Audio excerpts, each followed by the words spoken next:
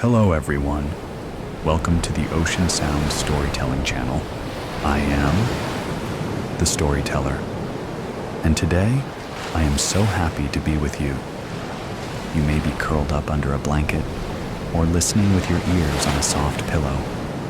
Wherever you are, whatever the time, thank you for being here. Before we begin with an interesting story, please remember to like the video and subscribe to the channel, so I know you enjoy relaxing moments like this. Where are you from? Send me a little hello in the comments. I would love to know which corner of the world you are listening from. Now, relax your body.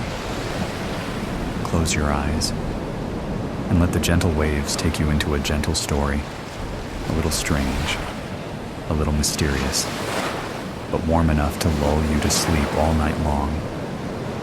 So, are you ready?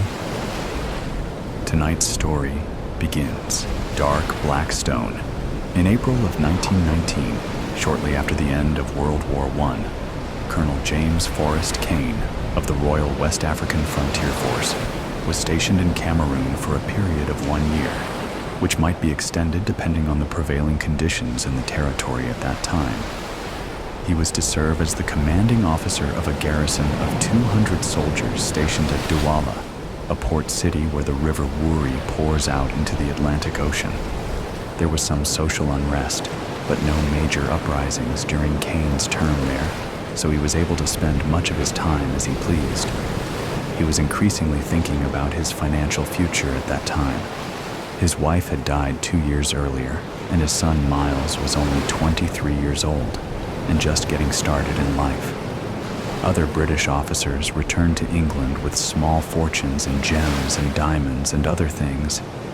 This was Kane's opportunity to procure such assets for himself before his inevitable trip back home to Manchester.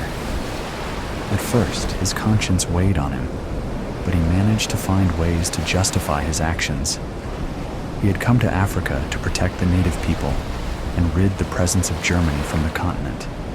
A debt was owed. Still, when he lined up his troops holding rifles outside of a home or a church or a temple as he inventoried the valuables inside and took what he pleased, he knew this was not honorable in the least.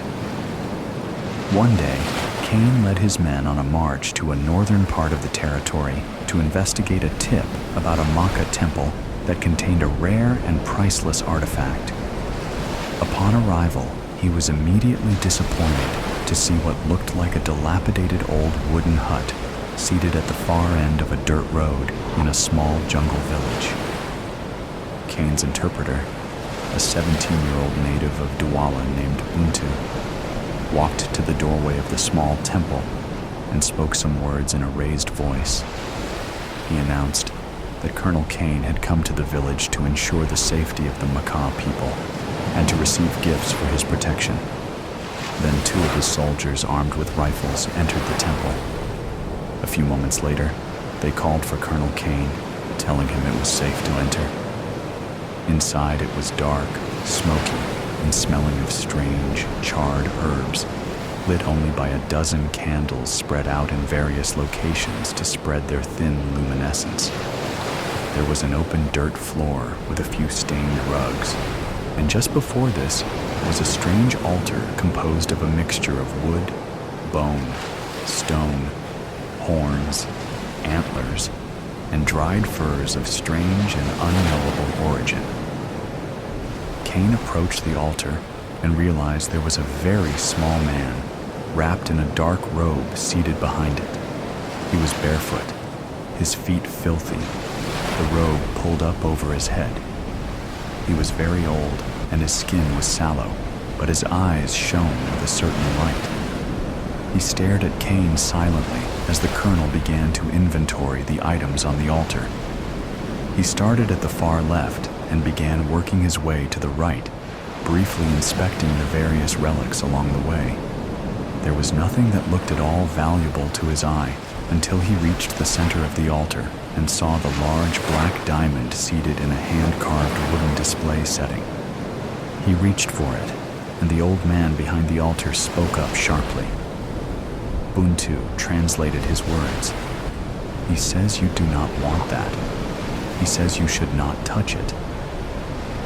Cain gave the old man a sharp look, and then slowly removed the black diamond from its wooden setting. It was roughly hewn, but it was very large. There were jewelers back in Antwerp and London who could cut this stone perfectly and make it ready for sale at an optimal price. He looked at the old man again as he tucked the black diamond into his jacket pocket. The old man shook his head ever so slightly and repeated part of what he had just said in a dry and scratchy voice. He says you do not want that. Buntu translated. Jambe, the old man hissed. Buntu paused for a few seconds. He said Jambe. It is spirit. It is a dark spirit. Maka people very much believe in these things. It is part of their religion. Cain nodded at the old man silently, and then waved a hand at the two soldiers standing behind him, and they all walked out together. Over the next few weeks, people around the colonel began to report a number of strange and disturbing incidents. He began wearing his uniform in an increasingly disheveled fashion. He went from inappropriately wild laughter to manic, inconsolable sobbing in the span of less than 60 seconds in the officers' mess hall at dinner one night. And then one day, two of his fellow officers walked into the barracks hall and found him seated on the floor in only his underpants with his eyes closed tight, tears running down his face, and a .45 pistol pressed up against his temple, pulling the trigger repeatedly. The gun was loaded, but it had jammed. The following week, Colonel Cain was discharged from the military and sent back home on a cargo ship to the port of Manchester. His 2 travel trunks, containing all of his personal items, including the black diamond, were sent with him. Upon arrival in England, he was brought to an insane asylum where he lived out the remainder of his days in a state of constant hysteria until he found a way to hang himself 3 months later. The 2 travel trunks were sent to his home in Manchester, where his son Miles went through the contents and sorted everything out. Miles knew very little about precious gems, but he had a friend who worked at a jeweler's shop, so he took all of the stones to be appraised, and he was stunned when he learned the potential value of the large black diamond. His friend called in a rare gems expert, and after close inspection of the stone, he was advised to have it properly cut and set as a gold necklace pendant. It was just too big for a ring, and then it would likely fetch at least £100,000 sterling at auction. Miles took this advice and had the gem cut and set. It was 175 carats when it was finished. Miles kept it in a small safe in his father's house as he awaited an auction day that never came. People around Miles, his friends and co-workers, all started to notice increasingly strange and uncharacteristic behavior from him. Then one day he stopped showing up for work.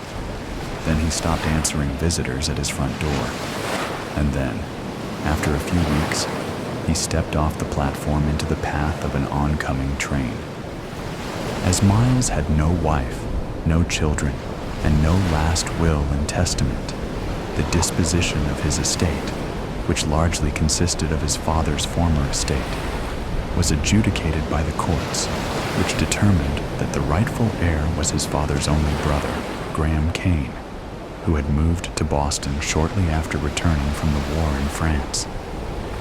Graham received notification of his inheritance from a barrister assigned by the court. The primary asset was the house in Manchester and its contents, which a local estate agent could sell for him and wire the proceeds afterward.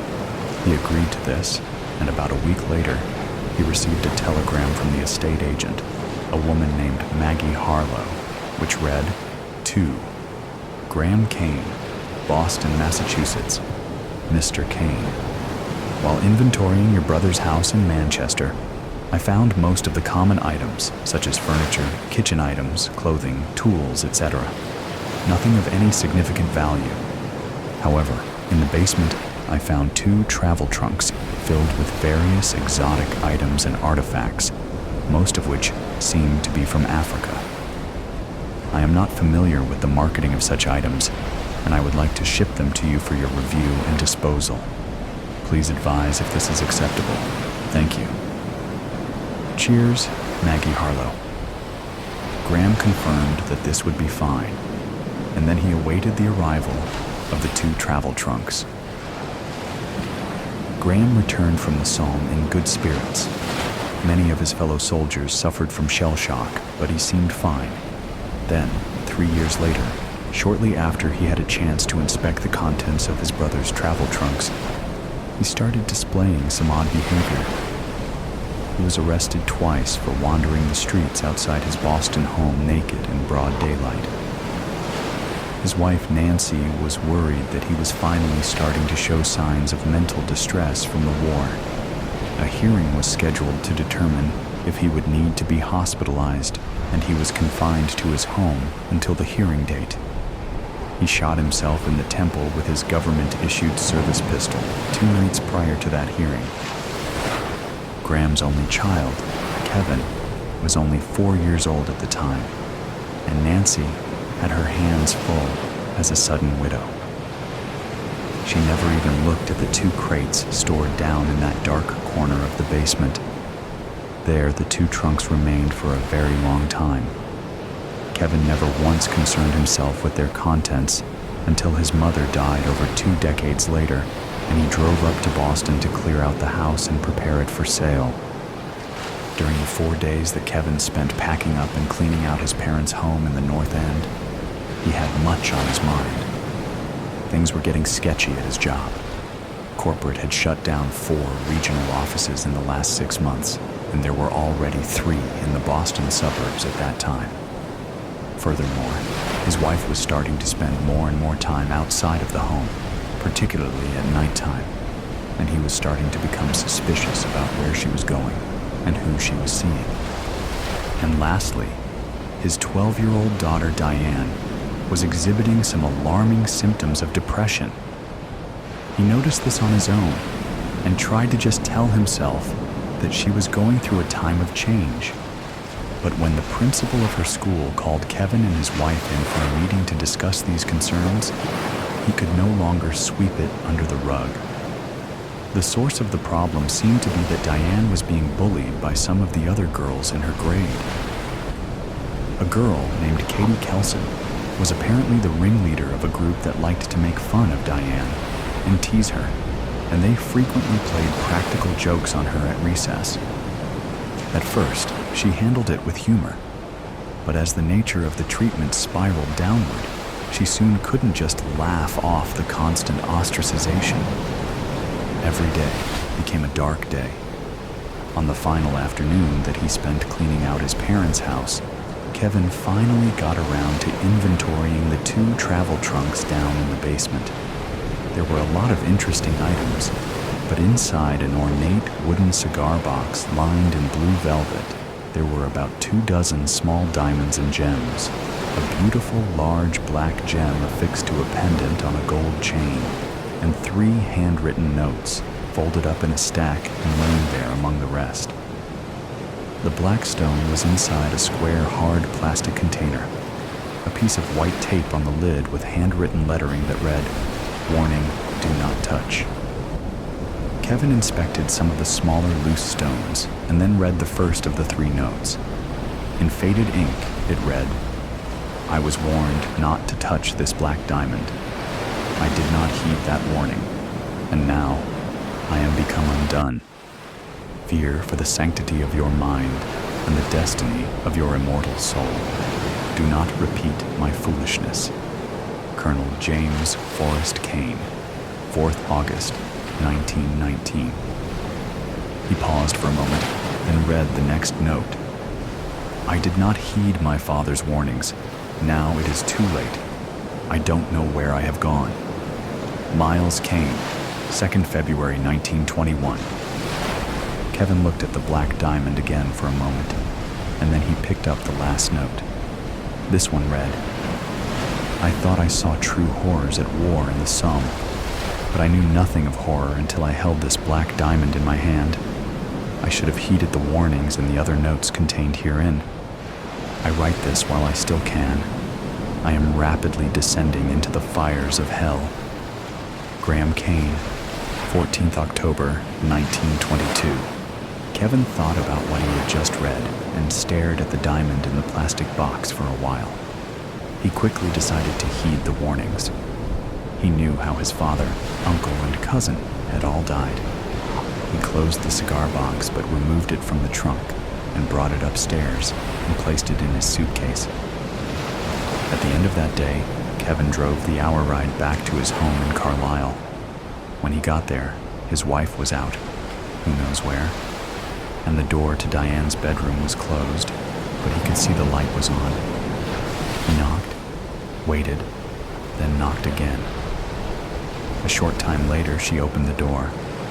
She didn't look at him. She looked at her feet. "Hey, Dad, what's up?" She sounded sad. "Nothing. I just haven't seen you in a few days, and I wanted to say hi. See how you're doing?" "I'm fine. Just doing some homework. What's for dinner? I'm starving." "Well, Mom's out somewhere, and I'm not cooking, so let's just get some takeout. Whatever you want. Sound good?" "Yeah, sure. Let's get pizza." "Just pizza? How about Chinese?" "I just want pizza. Just get a large cheese pie from Mario's." "Okay, I'll call it in and go pick it up. I'll be back in about a half hour." "Okay, I'm gonna keep working on my homework until then." "What are you working on?" "Just schoolwork stuff." She closed the door. On a gloomy Wednesday evening 2 weeks later, Kevin came home from work and found his wife in Diane's bedroom, sitting with her and consoling her quietly. Diane was crying. Katie Kelson's big Christmas party was that Friday night, and the vicious little creature had made a point of openly handing out written invitations from a paper bag to every girl in the class except Diane. When she arrived in front of Diane's desk, she said, "Oops, all out. Sorry," and turned the empty paper bag upside down. The whole class laughed, and Diane left in tears. The following day, Diane was hit and killed by a big black Lincoln Continental traveling fast down West Main Street. Katie Kelson and a group of other girls were there when it happened, and a Massachusetts state police officer was passing by and was on the scene immediately. The girls started to walk away when he pulled up, but he ordered them to stop so he could take some witness statements. Then he called in the ambulance. It was too late for the ambulance. Katie claimed that she thought it was suicide, and once that word was out of her mouth, the other girls all quickly echoed it. They said that Diane was kind of a strange and sad girl, and when they walked down the sidewalk, she was just standing at the curb, waiting, and then she dove out in front of the car. The Stati took down all their names, addresses, and phone numbers, and wrote down the critical details of their statements. Afterwards, a man came up to the officer and provided a different account. He was seated at the bus stop just across the street when it happened, and he said that the group of girls chased Diane out into the street, and one of them pushed her down just before the car came through and crushed her beneath its wheels. However, that man was black, homeless, draped in an old blanket and reeking of booze and cigarettes, all of his belongings in the shopping cart by his side. The officer thanked the man, but did not take a formal statement. The ambulance had arrived. He had other things to do. The next day, when school let out, Katie Kelson left by the front door with a few of her friends. She knew Diane's father, so when she saw Kevin standing there, she blanched slightly at first, but she shook it off of her face quickly. "Hi, Mr. Kane. I just want to say I am so sorry about what happened to Diane. It was just terrible. We were all there." "Thank you, Katie. I appreciate your condolences. My wife and I met with the police last night, and it clearly sounds like she just brought this on herself. She was very depressed recently. We had no idea that it was this bad. We're just stunned and trying to make sense of it." His eyes teared up a little. "I'm so sorry, Mr. Kane. We're all really sad, too." "Thanks, Katie. Hey, can I just talk to you for a minute?" He gestured at a space by the steps to the front door, just 10 yards away. Katie looked nervous at first, but then she nodded and began walking with him, her friends waiting where they were, shooting non-discreet glances far too often. "So, I know you were Diane's friend, and she had one really beautiful piece of jewelry that my wife and I want you to have." He withdrew a plastic box from his coat pocket with the remains of some white tape on the lid and opened it. Inside, there was a large black diamond pendant on a gold chain. Kevin carefully shook out the chain first into his leather-gloved palm, and then lifted the brilliantly cut stone from the container and held it up for her to see. Her eyes went wide. "May I put it on you? I'd like to see you wearing it. It will remind me of Diane." She agreed, and Kevin draped it around her neck, making sure that the stone slid down her throat and onto her upper chest before he clasped it shut. "Wow, thank you so much, Mr. Kane. I love it." "You deserve it, Katie. Merry Christmas. Make sure to let all your friends check it out, too. All for science. It's a jungle out here. I'd been warned. Predators and prey of every size and description around every corner. Anywhere can be breathtakingly beautiful and equally breathtakingly deadly. Stay alert to stay alive.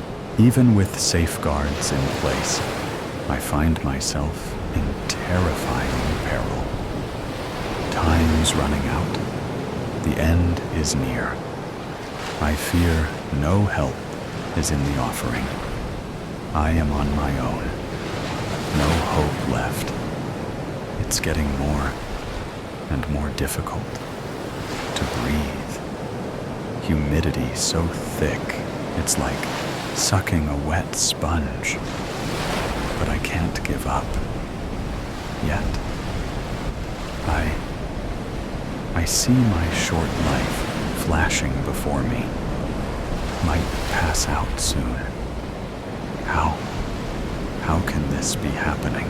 Time's law. Won a grant to study rainforest in Amazon. All for science. Far back as I can, remember I had a love for plants, instilled by my mother. Rest her soul. She raised exotic plants. So I wanted to emulate her. Made it into a great university. Oh, that hurt. Can't think straight. Getting lightheaded. Most of my history will be found in my journals. When did I last make an entry? Right.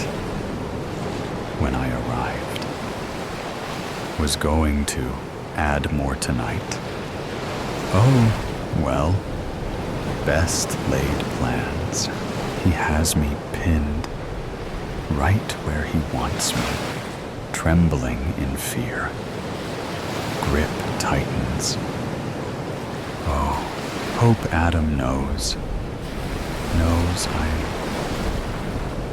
I really did love him. Wanted to be his wife, but so ironic when I think about it now. How we were saving ourselves for marriage.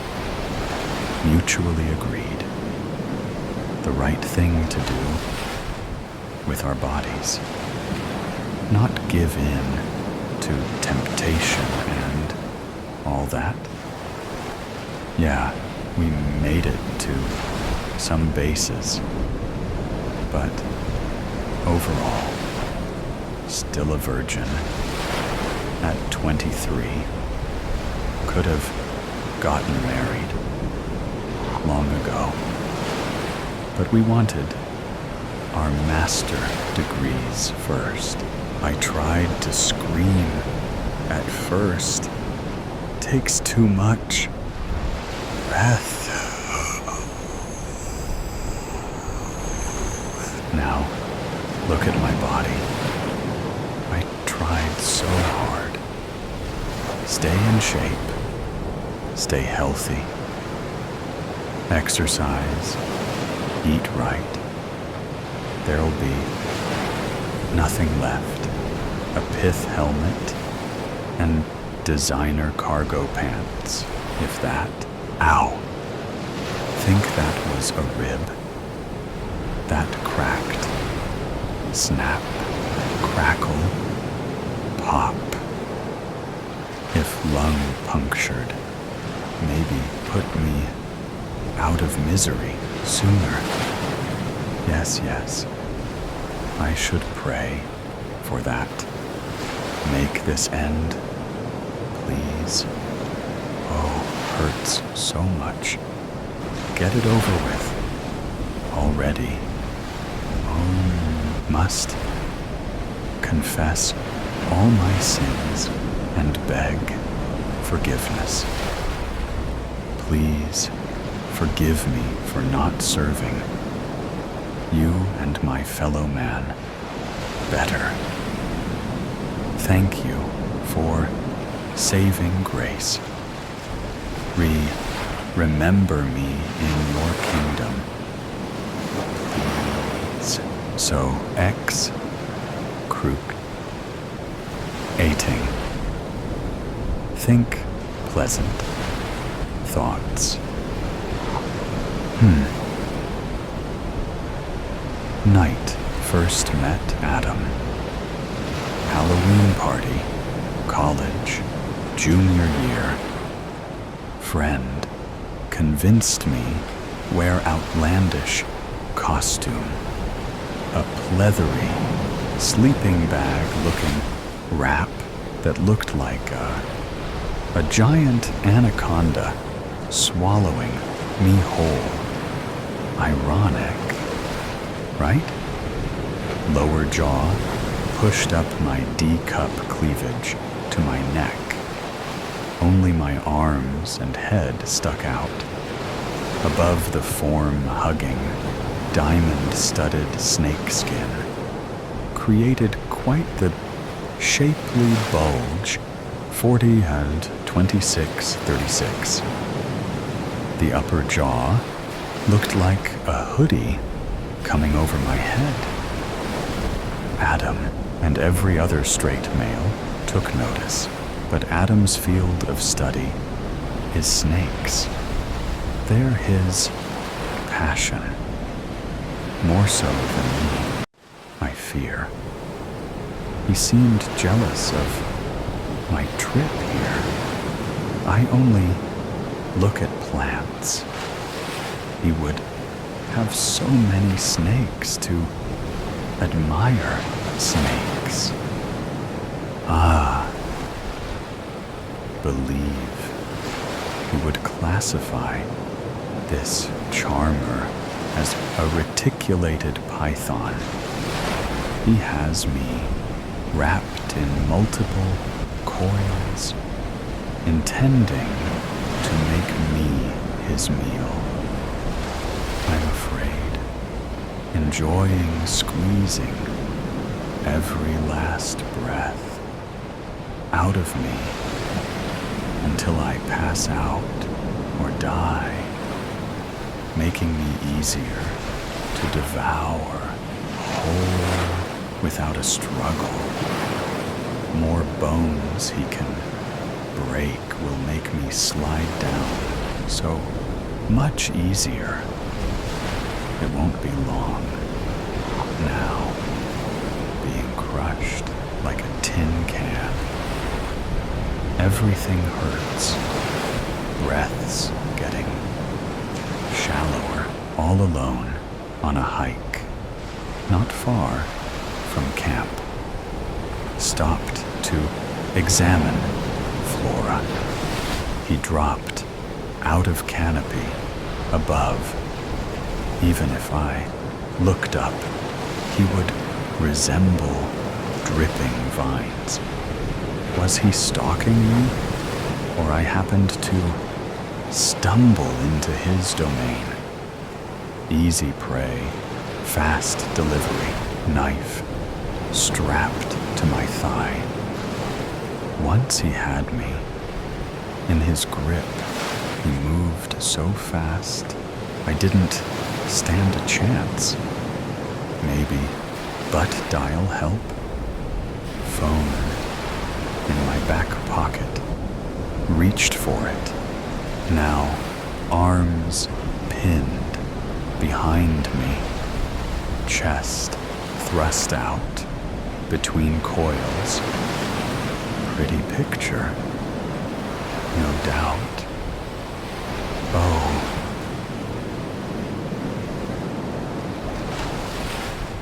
Try not to imagine the coming horror. Maws above me, already drooling. Smells putrid. I can hear his forked tongue testing, tapping my pith helmet. It deflects saliva away from my face for now. It's strapped on. If he tries to dislodge it, my head may be ripped off too. Less misery for me. Please let this end. With each exhale, he takes up the space, crushing me more, making impossible to get air. Oh, the pain, agonizing pain. Adam once told me. This guy is one of most efficient killers in world. Only the best for me. Oh, don't laugh. Takes too much breath. He's getting more efficient. Once I pass out, he'll easily swallow me whole. Connective tissue allows jaws to open wide. He'll walk them over my head and face. Hope he chokes on helmet. Backward pointing fangs prevent me from escaping if I'm still alive. Sure, as if once prey in throat. Strong muscular contractions work mass down through long esophagus into juicy, thick stomach, all prepared for heavy task of digestion. May slow him down several days. My body quivering in terror. Carnivorous, 100%. No flora for him. Can swallow prey, much larger, thicker than himself. He'll bathe it in lots of slimy, acidic juices and digest everything except hair and nails, things with keratin. Those will be expelled as pellets. Wonder about cargo pants and hiking boots. Someone someday find pile of designer scat? I'm such a comedian sometimes. maybe I'll taste funny, so he'll spit me out. Don't wanna be snake food. Oh.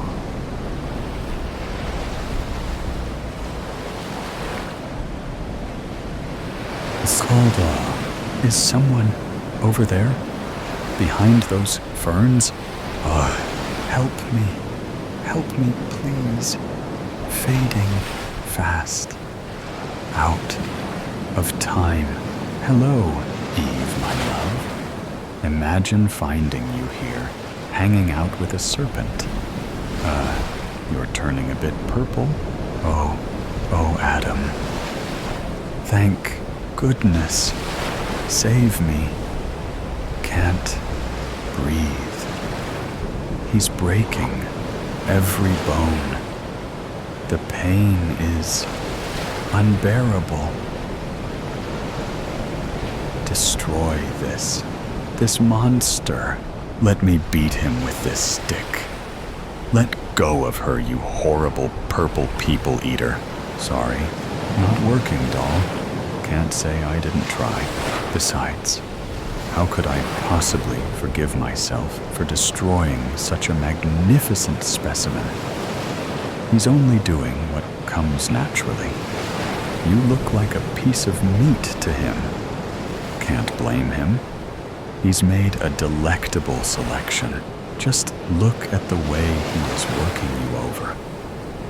Kind of like the way you twisted everything around in your journal I found back home when I was watering your plants. You were ready to dump me after all our dreams and plans, simply because I gave in to temptation and bedded that perky waitress. She didn't deny me any of her body, unlike you. Oh, can't touch this. Now who is touching you everywhere? And you expect me to save you? Adam, please, can't last much longer. The end is near. Tell you what, sweetheart. How about I make you a movie star? You look hotter than I have ever seen you, all coiled up, cozy-like, with that hungry python. Your boobs are sticking out between the coils and look good enough to eat. Oh, that is his plan, all right. Such a tasty morsel for him. I'm gonna film it all in the name of research. The eating and mating habits of the reticulated python. My favorite subject. It will pay for this nice little vacation I granted myself. But he'll get a good portion of that too. Let me help him out by taking off that ridiculous hat and those heavy boots. Maybe I can slip off those long pants as you are slipping down the hatch. Don't want to be too hard on his delicate system. Hard enough swallowing a prickly prude. Smile pretty for the camera. Look like you are enjoying this once-in-a-lifetime experience. It's all for science. There you go now. You'll make a sexy, shapely bulge in his belly, my dear. You'll stay alive for a few hours. Be sure to thrash around all the sweet, smelling bile. He'll like that. Gives him satisfaction. And it'll speed up the digestion, so the burning won't last as long. I did mention it's gonna burn a bit, didn't I? Have fun. The end of Eve as we knew her. Epilogue. Adam. I'm funning with you folks. Of course. I waited a couple of hours, then showed up at her camp where they were missing poor Eve. I led a search party, and we happened upon this large, long, legless lizard, lounging languidly along a sunny ledge with a bulging bobble about the belly. In the name of science, we opened it up and found a slime-covered, beet-red, boiling mad, but still beautiful, busty, blonde botanist. She never would marry me, but she made a fortune telling her tale of what it felt like to be swallowed whole. And my secret porn video went viral. All for science, you understand. A decently modest proposal. Hey you. Yes, you. Reading this story. Don't worry. This isn't some piece of meta-fiction. I'm dictating what I say to a gracious volunteer who will post it for me. I've got an offer for you. And no, not like a door-to-door salesman peddling dull kitchen knives or what have you. You see, my offer is as genuine as a baby's first laugh. My name is Donald Basemore Cooper. Quite a mouthful, I know. My friends call me Donnie, DB, Coop, Basement, and so on. Take your pick. They're like paint samples. But the people I do business with, oh, they call me a lifesaver. Believe it or not, old Donnie here knows a thing or two about you. I'd wager 9 out of 10 of the people reading this are sitting down.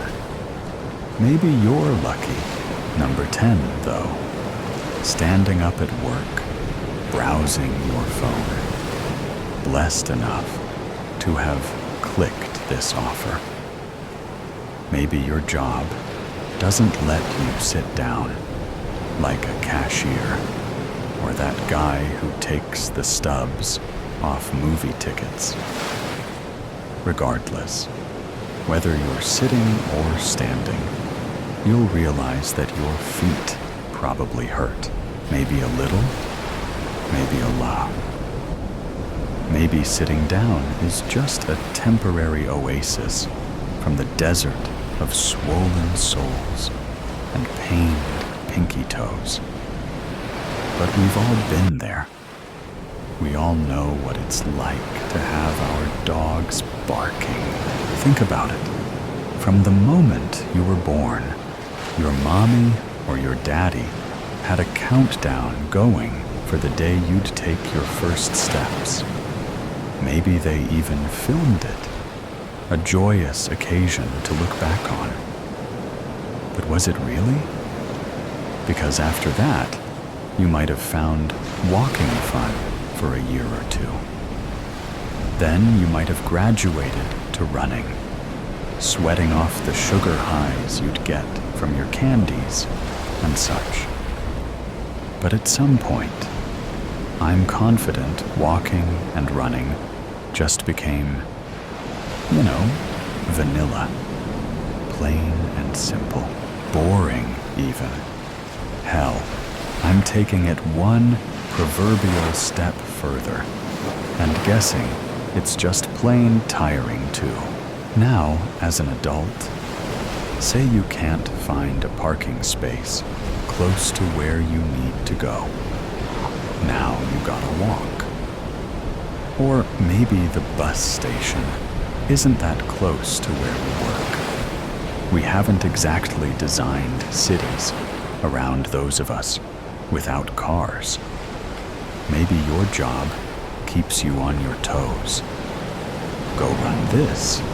Go clean this. Go serve that table of assholes their food, knowing they won't tip you. More walking, And even if you try and relax on a weekend, guess what?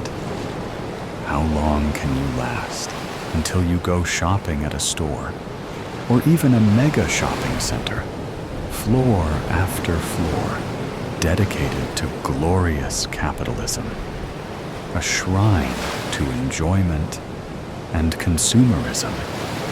But your feet will have hell to pay. And I know I can hear some of you thinking to yourselves, but Donnie, I like to walk, run, and jog. Hell, I eat marathons for breakfast. I hear you. I promise you still gotta listen to my offer. You see, why do we do those things? If you ask me, it boils down to 3 different reasons. First reason, maybe you like an early morning stroll through the woods because you gotta de-stress. It's calming, serene, reminds you of your mama's womb. I get that. But it can't be the only way you know how to de-stress. I'm sure your buddies, the bed and the couch, would like to chime in and remind you how relaxing they are. And if you still want to be in nature, watch a bird or 2. Park benches are right there, singing a siren song to rest your feet. Second reason, weight loss. You want to be sexy. You want to look thin. You gotta shave those pounds off of you. But I'm sorry to say, it's really all a sham. Society made up these rules as to who counts as hot, who gets to be on the big screens and such. They want you to look thin because there's more money for them in looking thin. Exercise machines, designer clothes, beauty products, all that costs way more than a bag of chips and cookie dough, if you know what I'm saying. And then they have the gall to make food so tasty, yet so fattening, to keep this endless cycle going. You pay money to get thin, only to pay money to get fattened again. That's the secret to beauty. It's just money wearing a mask. Don't fall for it. Live how you want. Don't worry about running to get thin. Reason the third. Maybe you run for sport. You know, it happens. You could have had a lazy eye and couldn't hit or throw a ball right. But boy, howdy, you sure could run like hell in a straight line. Now, your pal Coop here wasn't much of an athlete. Most of my running came from evading the school bullies, who are now, hopefully, adult has-beens and burnouts. But that spirit of competition is a wonderful thing. It's food for the heart and soul. But it won't last. Sooner or later, your body gives out, and you'll just be yearning for the glory days, like a college alum still visiting their frat house on homecoming. You can't run forever, so you see where I'm coming from now? Almost everyone reading this declaration of mine is going to tragically fall victim to one day being so pained, so hurt, so egregiously tired, all from walking. Biologically speaking, we aren't even designed to be standing up straight for so long. Our spines are an affront to God, if anything. So, what do? What is Mr. Basemore Cooper here leading up to? What is my offer to you, my dear reader? Well, let me tell you a story.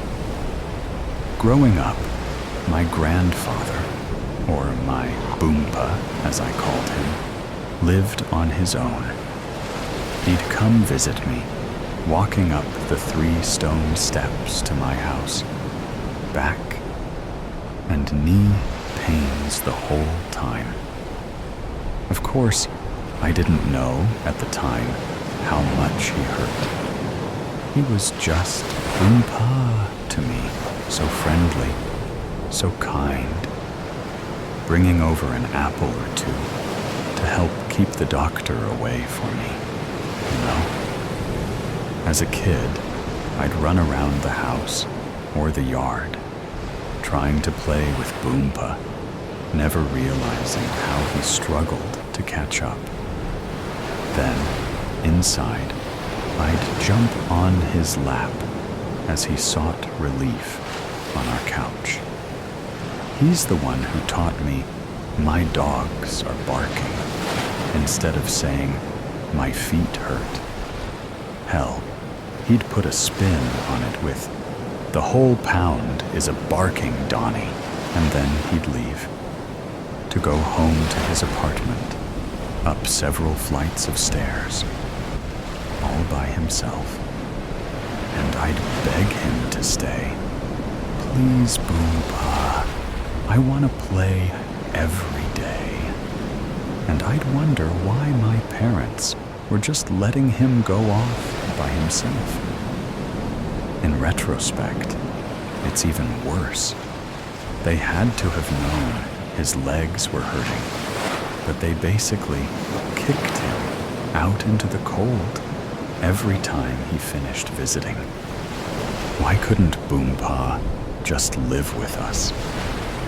Would it really have been that hard? Don't you get ahead of yourselves, dear readers. There isn't some skeleton in Boompa's closet. No sins of the grandfather. No wicked reason why baby Donald couldn't see him every day. The real reason? Independence. As long as he could walk, he insisted on taking care of himself, living on his own, and thus seeing me only a dozen times a year. Tragic, right? Your hearts must be breaking. Boo-hoo for Donnie? Nah, I say get that I was still lucky to even have Boompa. But you know who wasn't lucky? Boompa. Knees sore, feet aching.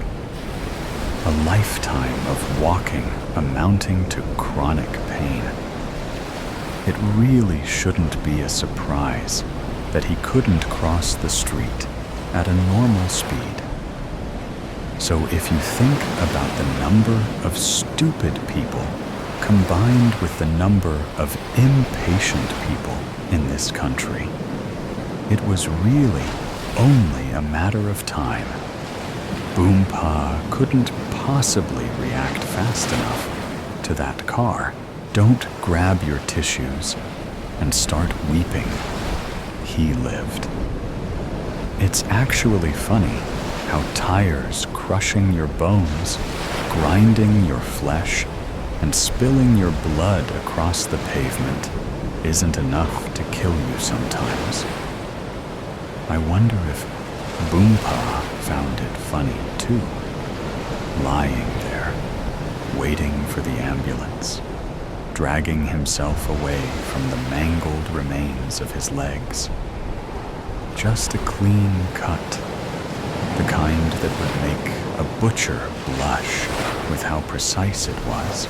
Just like that. No more legs and feet to hurt. Just like that. Boompa was at home. My home. To live with us. I could talk to him all day, My parents would take care of him, and he'd never have to walk again in his wheelchair. I couldn't be happier that he lived out the last few years of his life with us, fully provided for and loved. I'm sure he'd agree. I'll have to ask him when I go to heaven. And we could have had all that for longer if he had just gotten rid of his legs sooner. Don't you think? What I'm proposing is a free service, all done by me on the house, to give yourself the same kind of life Boompa had at the end. Fully taken care of, free from the stress of walking. You'll find new ways to relax, new games to play to pass the time. And losing weight? Well, a leg is a little under a fifth of your weight. So losing both? You're talking upwards of 50 pounds off, all at once. Way more efficient that exercise ever could be. Come on. Working out is hell. All the sweat and the pains and finding time to do it. I'm telling you, my offer is way better than that. You might be hesitant because you don't have a spare wheelchair lying around. No worries. Part of the service is that I'll help you procure one suited just to your needs. What about housing? Making sure you can still move around. Your boy Donnie is right here. We can rearrange your house to be a more wheelchair-friendly space. What's that? Your job? Going out in public? Right now, I'm working on pushing the government to pass legislature to increase disability pay. Most public places have to be wheelchair accessible already, but with an increase to monthly payments, you'll have more than enough free money to use on both living and entertainment. You'll see, it really won't be a big deal to use ride-sharing services once you have the money from selling your car. How is the procedure done? Well, there are too many hoops to jump through to doing this in a hospital. God forbid us red-blooded Americans exercising the freedom we've been promised. I'll gladly come to your house instead. Just give me your address, and we'll pick a time that works best for you. Maybe you want the kids out of the house. Maybe you've been looking for an excuse to get off of work on a Monday. Certainly won't be going back to that job after we're done. I've got my bag of tools with me here. We've got some chloroform here, a new set of rags, some ropes too. I find it decreases the squirming if you happen to wake up. You don't have to worry about carpet stains either. I'll throw down a tarp. We could even set you up in bed for maximum comfort as well. Then you've got your choice of tool. The chainsaw is a wonderful choice for those horror fanatics out there. Plus, the noise will drown out any screaming that might occur. Again, if you wake up. But maybe you want quick and painless, or at least as painless as possible. That's where the elegant Japanese katana comes in, fully capable of slicing through bone. Maybe you want to savor the moment you give into a lifetime of relaxation and sitting. Or maybe you find your jollies from a little bit of pain here and there. No judgment here. But I've still got my trusty hacksaw here. Still good to go from the first time I did this procedure. Now, the forums will tell you that a bone saw might cut better, but ignore that hogwash. With enough elbow grease and a can-do attitude, my hacksaw and I will easily get your legs on a one-way trip to Aruba. Never to bother you again. Don't you worry a hair on your pretty head. I know what I'm doing here. It's not my first rodeo.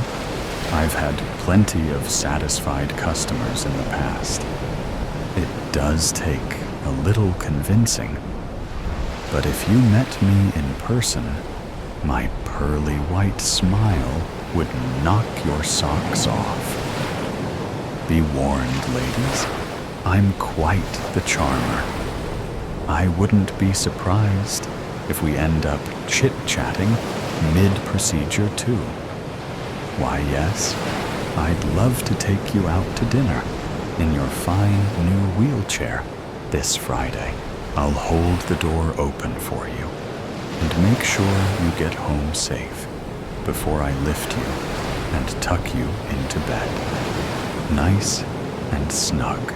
Now, in full honesty, not everyone is fully on board with this procedure yet. But I really am doing people a huge favor here.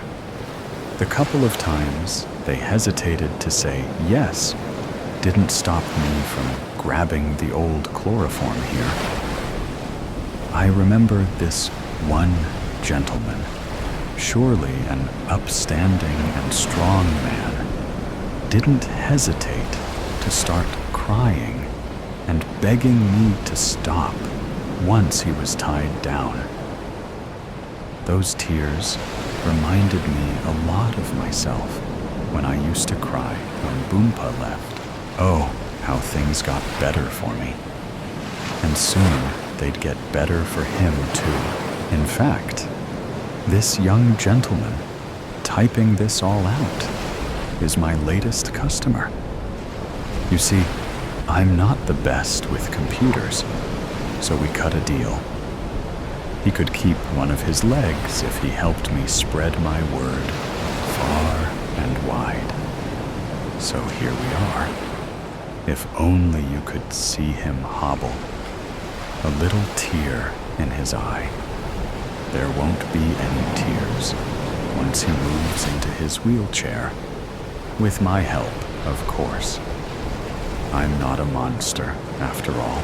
So folks, if you're interested in changing your life for the better, taking a stand against pain by sitting down permanently, then I'm your man. For Donald Basemore Cooper, call 555-NO-LEGS-FOR-ME. You want to be free? Call your pal DB and make sure you hold on to those legs once they're off you. Because I've got a great home recipe to share with you in the kitchen. Aunt Cass, if I felt anything for the man sitting across from me at the dinner table, it would have been an incredibly romantic evening. The restaurant was dimly lit. We'd each had 2 glasses of red wine. There was a string quartet playing a lovely tune at the center of the dining room. And Samuel looked handsome that night. Well, for him, his suit was a size too big, and he had gotten a weird haircut that week. But he'd never looked better. Champagne? He asked me. Dear God, I thought to myself. He did not put the ring in a champagne glass. 3 minutes later, our waiter set a champagne glass down in front of me with a sparkling diamond ring at the bottom of the glass. I squealed and smiled at Samuel. Yes, yes. 1,000 times, yes. I kissed him, because that's what you do when you accept a marriage proposal. I slipped the ring on my finger. I did not want to, and would not marry this man. But my squeal of enthusiasm was real. I was thrilled to be his fiancée at last. Jack, a year ago, I received a different marriage proposal from a man who is Samuel's opposite in every way.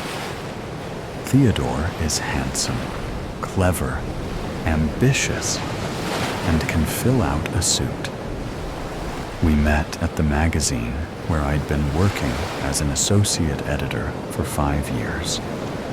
He started with us as a weekly humor columnist, and we began dating almost immediately. I was hesitant at first. I had avoided romantic entanglements ever since an incident during my junior year of college. Eventually, Theodore's small gestures won me over, saving the Times crossword for me and laying it on my desk every morning, surprising me with coffee from my favorite place in the village. Once I agreed to a first date, dinner at Bistro. I fell hard and fast. I had never been in love like that before.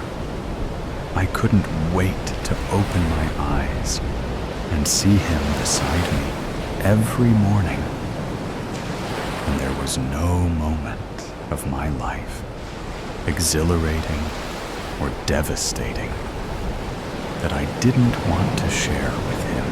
I did try to stop.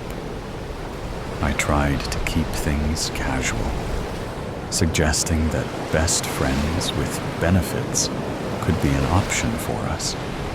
Theodore just laughed at me, his blue eyes sparkling. It was impossible. We were clearly meant to be more than friends.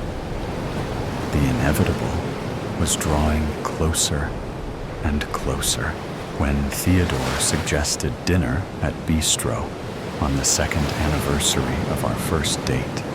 I started to panic, Aunt Cass's voice echoing in the back of my head.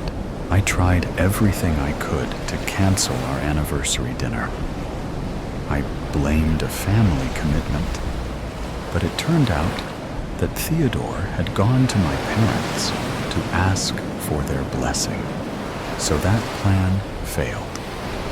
I told Theodore I had a deadline at work, but the editorial staff was in the loop and had cleared my schedule for the weekend. The night of the Bistro dinner, we left straight from the office. Theodore went downstairs ahead of me to get a cab, and I looked frantically around my office for a reason to stay. "Do I have any messages?" I asked my assistant. Samuel shook his head, giving me a dopey grin. "None." "Jack, the thing you need to understand is that I desperately wanted to marry Theodore. Everything about our relationship was amazing. The sex, the conversations, the unconditional emotional support. Everything. An engagement, however, was out of the question. When we got to Bistro, Theodore had reserved a quiet table in the corner. I observed all the small details, the music, the lighting, the flowers, and I suddenly felt dizzy, like I needed to sit down. Theodore pulled out the chair for me to sit. Yet another sweet and small romantic gesture that made me love him even more. "I can't marry you," I exclaimed. I'd never seen a person's face crumple like that. He was 31 years old, and he looked like a distraught toddler. Theodore let go of the back of my chair and started to back away from the table silently. "No," I said, seizing his hand. "You have to let me explain why."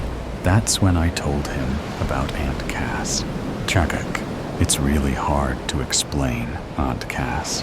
Our family was Italian, passionate, loud, and full of characters.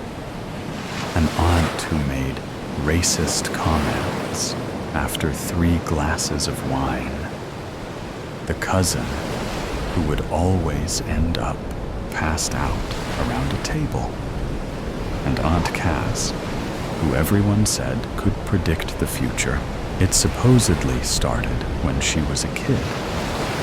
Her mom asked her about having a play date with a friend, and 5-year-old Cass said she couldn't go because of Uncle Joey's funeral.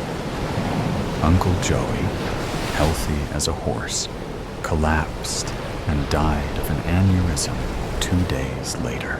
After that, her predictions were a regular occurrence. Sometimes, Aunt Cass delivered warnings, attempting to help family members avoid a negative consequence, like when she warned my oldest cousin, Mia, not to go to a school dance, or she'd risk a grave injury. Mia stayed home. The limo her friends rented was in a horrible accident, and 3 kids ended up in the hospital. Other times, Cass's predictions were more definitive, unavoidable, like when she told her cousin, Freddie, that he was about to be fired. He was furious, stormed away from the Sunday dinner table, called her a liar. Yet when his boss called him into her office 2 days later to give him the bad news, no one in our family, not even Freddie, was surprised. It was accepted family lore that Cass's predictions were accurate. For that reason, I did my best to avoid her. Occasionally, her predictions were positive, like when she told my sister Tori that she'd get into Juilliard. But for the most part, they were gloomy and eerie, words that would haunt you every moment until the prophecy was fulfilled.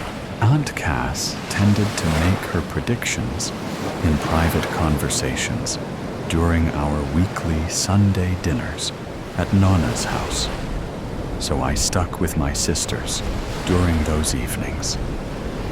I did my best to never be on my own and in Cass's eye line.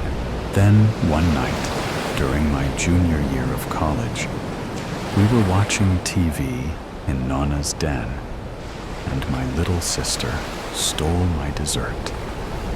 Just snatched up my chocolate chip cannoli with a wicked grin on her face. I whacked her in the arm and retreated to the kitchen to get a new one. It happened so fast. There Aunt Cass was, smiling at me as she brewed the coffee. And all of a sudden, she was speaking. "You'll have 3 men in your life," she said casually.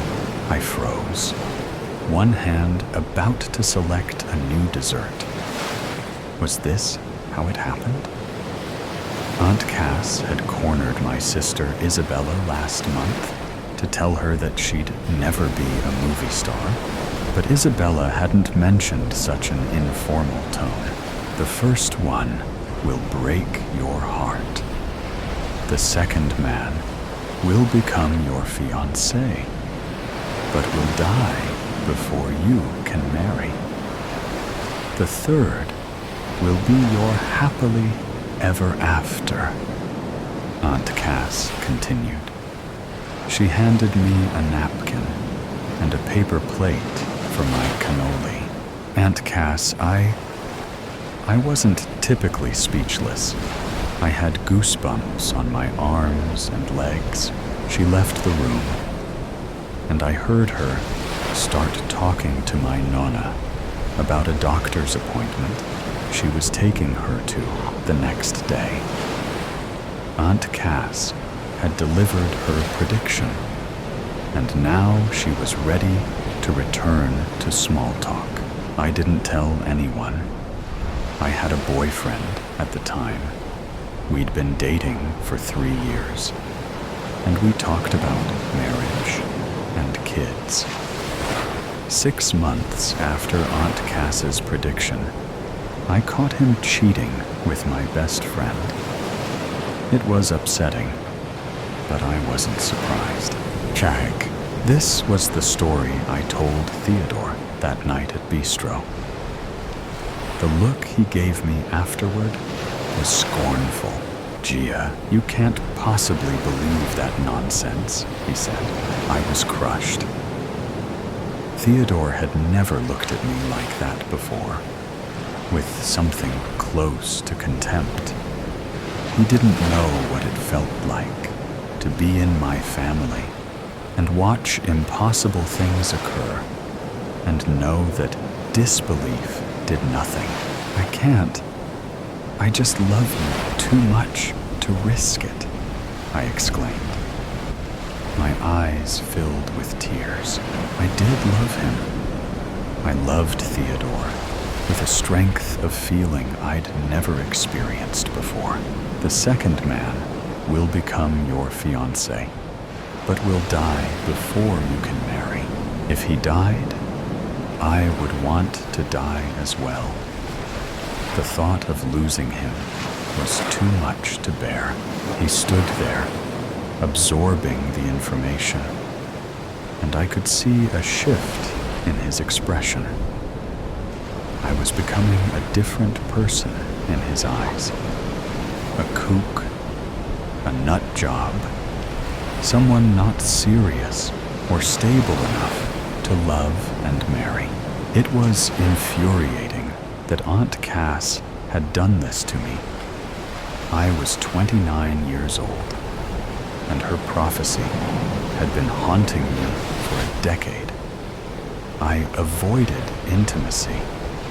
I resigned myself to a lonely life. I was scared of never finding someone to love, and equally afraid that when I did, they would die, and it would somehow be my fault.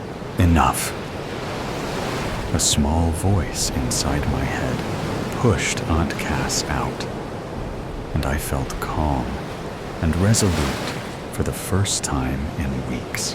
"It's really nothing," I said, striving to make my voice sound conversational. "It's just a hard thing to shake, and I paused, sensing it would give my next words more impact. "I've been lied to my entire life." It was as if a light that had flickered out reignited in Theodore's eyes. He looked at me hopefully. "Give me a little time," I said to him. "I just need to work it all out. Someday, maybe, I'd be able to give him a different answer." Our co-workers were shocked when I started dating my assistant, Samuel, a week later. He had always had a crush on me. He was young, impressionable, sweet, dopey. It was refreshing to be with him. Everything with Theodore had been so intense, and my relationship with Samuel was easy. We had to transfer him, of course, for HR purposes, and he ended up as the assistant to the editor in the office next door to Theodore. It was challenging, watching Theodore from afar for all those months. I watched him, watching me and Samuel, and I wished I could whisper what I was really thinking into his ear. It was simple to encourage a quick engagement and wedding.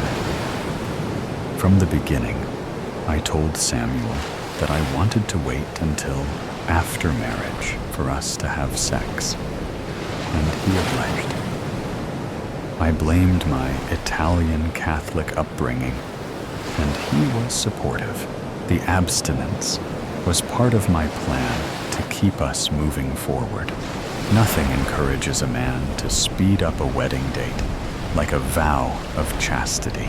Jack, after I accepted Samuel's proposal, after we told our families and started making plans for a wedding, after we set a date that was just 6 months away, I waited. It was agony. Theodore started to date. I couldn't invest in wedding planning with any enthusiasm when I knew the event wouldn't actually occur. My mother adored Samuel, who was happy to help with choices and errands. And they planned happily together, while I pretended to be busy at work. I was at the office late one night when Theodore caught me by the hand as I was leaving. "What are you doing?" he asked me. "I thought you just needed time." I walked away. He would understand soon enough. Jack, 3 weeks before the wedding, I started to panic. Cha-cha. 3 days before the wedding, Samuel took me to dinner at the restaurant where he'd proposed. It was the last time we'd see each other alone before the wedding. He had a bachelor party the next evening, and I had a bachelorette. And then we'd have the rehearsal dinner. It was so sweet that he'd thought, just as Theodore had, to bring me back to a restaurant where we'd had a beautiful memory. It seemed I was destined to have boyfriends who excelled at romance. I didn't feel romanced. I was terrified. I was waking up screaming at night, and I felt tremors in my hands and feet periodically throughout the day. I couldn't eat. I knew what true love was. I'd had it with Theodore. A marriage with Samuel would be devastating for me after the years I'd spent as Theodore's lover. And if the wedding actually happened, well, my parents would throw a wild fit if I even mentioned the word divorce to them. I needed to end it. We took a walk through the park after dinner, and then we went up to the roof deck at the top of my apartment building. It was a cool evening. I walked over to the edge of the roof to stand at the railing. The building was 20 stories tall. I felt Samuel wrap his arms around me, rubbing my bare arms to keep me warm. "Do you want my jacket?" he asked. "No," I said. Then I seized his arm and swung him forward. I watched him fall 20 stories to the street. Chachara. It occurred to me during the memorial service that everyone in attendance would have been at our wedding. The death was ruled an accident by the authorities. No one had seen Samuel fall. After years of feeling like I lived beneath an unlucky star, things were working out in my favor. Aunt Cass hugged me tightly at the funeral. "I'm so sorry, baby girl," she said, crying and whispering so that only I could hear. I hate when I'm right about these things. I hugged her back and wished that I could thank her for saving me from a worser fate. There was no way to know if I could trust her, though. The plan wasn't always supposed to be this. For weeks, I'd waited for some accidental calamity to befall Samuel. I would have grieved it. He was only 28 years old. But I wouldn't have had to resort to what I did. It simply wasn't fair. The way Aunt Cass's predictions ruined lives, ended lives. Jack, after everything was over, the funeral, the memorial service, I called Theodore and asked him to dinner. His voice sounded perplexed. "I've been thinking about you," he said. "I'm so sorry about what happened." It had been about a year since I'd rejected his proposal. "It was terrible," I said quietly. He was so young. Theodore was silent for a few moments. I wished that he was in the room with me, that I could look at his face and guess what he was thinking. "And you're calling to ask me to dinner?" he asked slowly. "Things are different now," I said. "Bistro, 7 p.m. There was another beat of silence. "I'll pick you up at 6:30 p.m., he said. We hung up, and I frowned. He didn't sound excited. But then, I'd broken his heart a year ago, and it might take time for things to mend. Chemcharo. When I opened the door at 6:30 p.m., 2 uniformed police officers were waiting to patiently explain to me about the footage that had been found on a neighbor's security camera and the motive that had been revealed to them by the love of my life. I used my phone call to reach Theodore. "How could you do this?" I asked him. I didn't even recognize my own voice. It was high-pitched, wild, and frantic. "Who's going to be my happily ever after?" "I don't know," he said coldly. "Maybe the lady in the cell next door." He slammed down the phone. That was ludicrous, I thought to myself. Aunt Cass's prediction had clearly stated that there would be 3 men in my life. I held the phone to my ear, briefly after he hung up. I needed a moment to breathe. All I could think about was Aunt Cass. With her words that had haunted me for the past 10 years, the woman was insane. She ruined lives. "Nature's the bomb." Landon's phone pinged again, disturbing the peaceful mountain hiking path. Woodrow Alfredson's right eye twitched from the tension building up in his body. It grew like static electricity in the air. "Will you turn that damn thing off? This is a relaxing father-son hike. It's hard to enjoy the beauty of nature with your mobile beeping like a bomb. Shh, this is important. Tensions are escalating," and he acted without thinking. He'd been absent for most of Landon's upbringing, gone in the mornings and evenings. He was missing most weekends, and even when he was present, he was tense and exhausted. But what kind of a father would he be if he allowed his teenage kid to silence him with a shh? It was never too late to start acting like a dad. Woodrow grabbed his son's phone, hateful device, and hurled it down the mountainside. The black rectangle clattered and crashed and banged along the rocks. Its screen shattered. Bits of computer chips and internal wiring flew away as it spiraled to its death. "Dad, what? Enough!" Landon recoiled, eyes wide. He stepped backwards and tripped over a stone. He landed on his backside with a winded grunt. Woodrow inhaled through his clenched teeth. He wanted what was best for his son. And that involved working long hours to ensure that Landon never wanted for anything. But now, with the military contract signed and sealed, money was no longer a problem.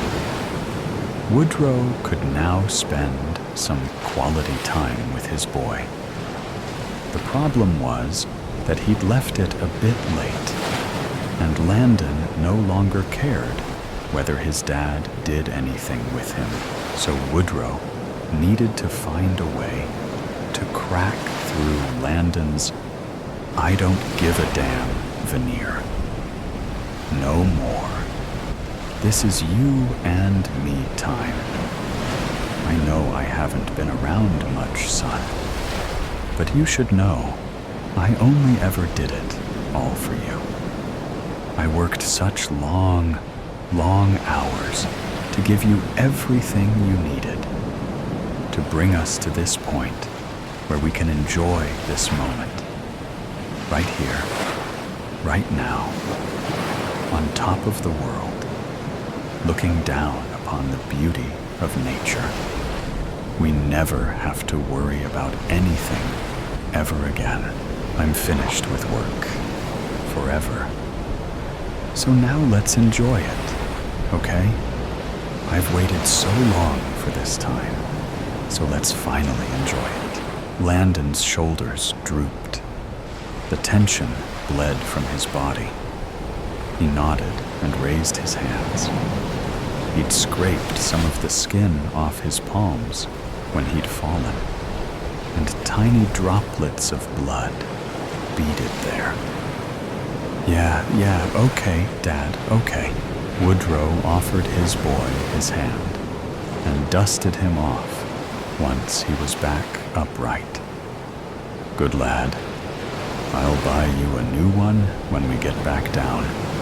God knows we can afford it now. Hell, I can buy you 10 of them. Now, come on.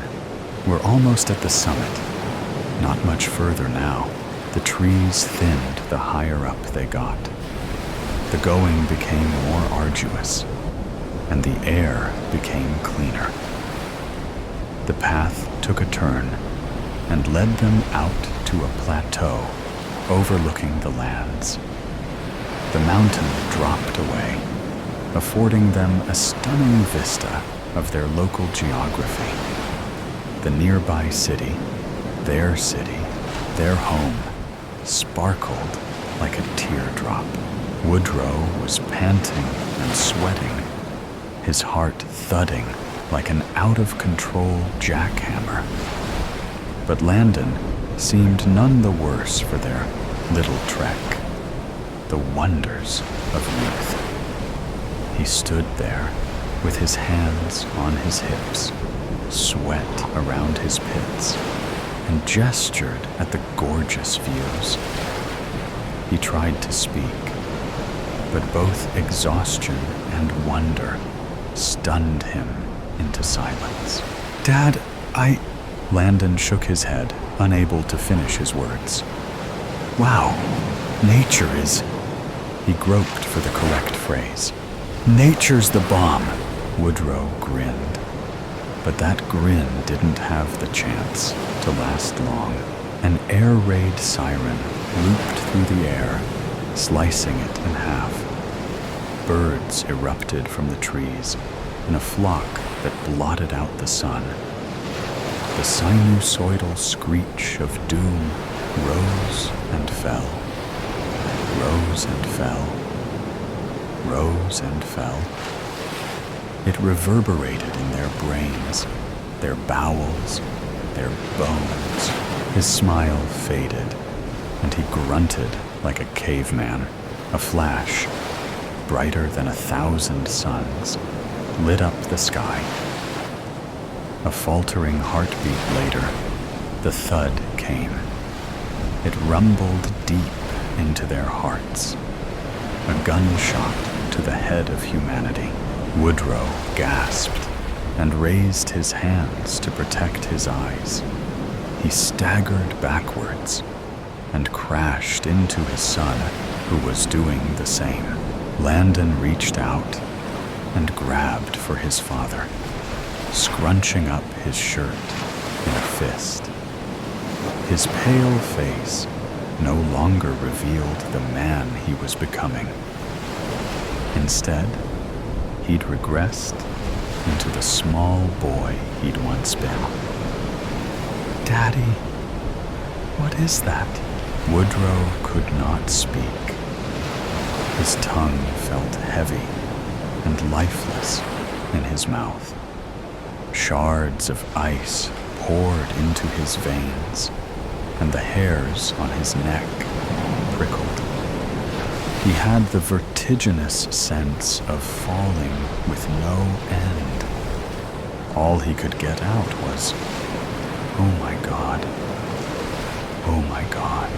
The mushroom cloud rose on the nearby horizon. His stomach rolled over, drenched in acid. No wonder the military had rushed to sign the deal. They hadn't even lasted 12 hours after he jotted his John Hancock on the agreement. Woodrow lifted his thumb, and his insides shriveled when the cloud dwarfed it. The city beneath the mushroom cloud had vanished into rubble. An expanding ripple tore across the landscape from the point of detonation. Trees and buildings fell backwards as though they were props made of cardboard.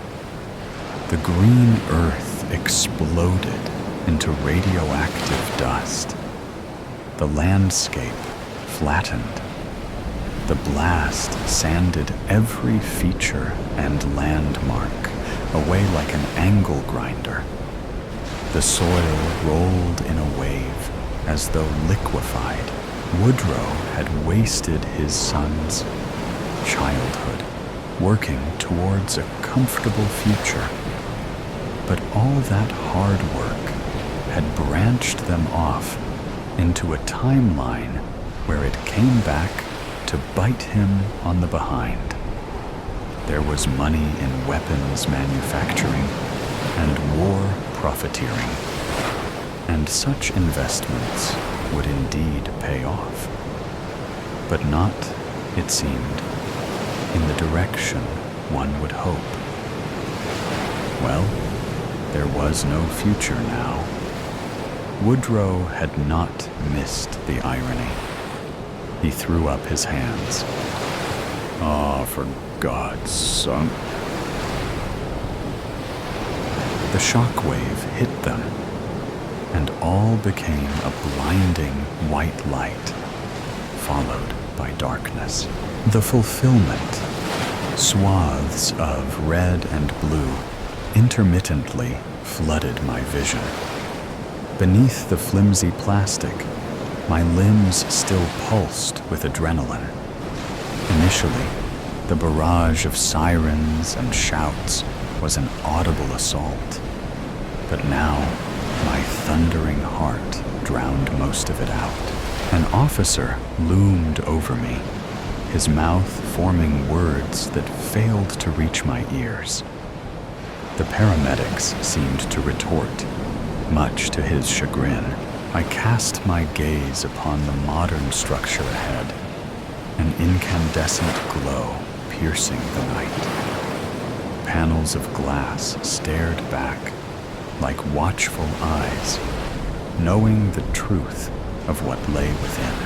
The smooth chime of a bell reverberated through the room, joined by the squeak of feet on yoga mats. My eyelids fluttered open, just in time to see the instructor place a hand gently over her heart and give a slight bow. A lithe figure next to me uncurled like a cat, stretching to life.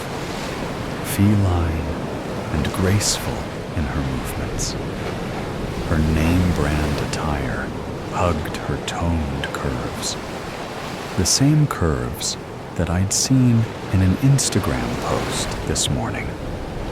Retreat Day 1, Learning to Love My Body. The caption was a paragraph thinly veiled as self-love and content, but the undertones bled through. Despite, rather, instead. I learned I don't need it was smoke and mirrors, the edited photos, smiling to promote green juices, the constant upgrade of wardrobes and skincare products and makeup. Behind the facade was a girl grasping at the straws of relevancy and follower counts. And judging by the way she cut her eyes at the woman in the front row of the studio now, the straws were becoming further out of reach. Allison Divino. I recalled her name then, as she continued to glare at the woman. Long auburn locks whipped in my direction as Allison spun on her heel to leave. The woman under the fire of Allison's burning gaze appeared none the wiser. She smiled as she departed, holding an air of confidence that only a ruthless businesswoman could. Genevieve Sterling, financial investment heiress and CEO. It's no wonder Allison was green with envy.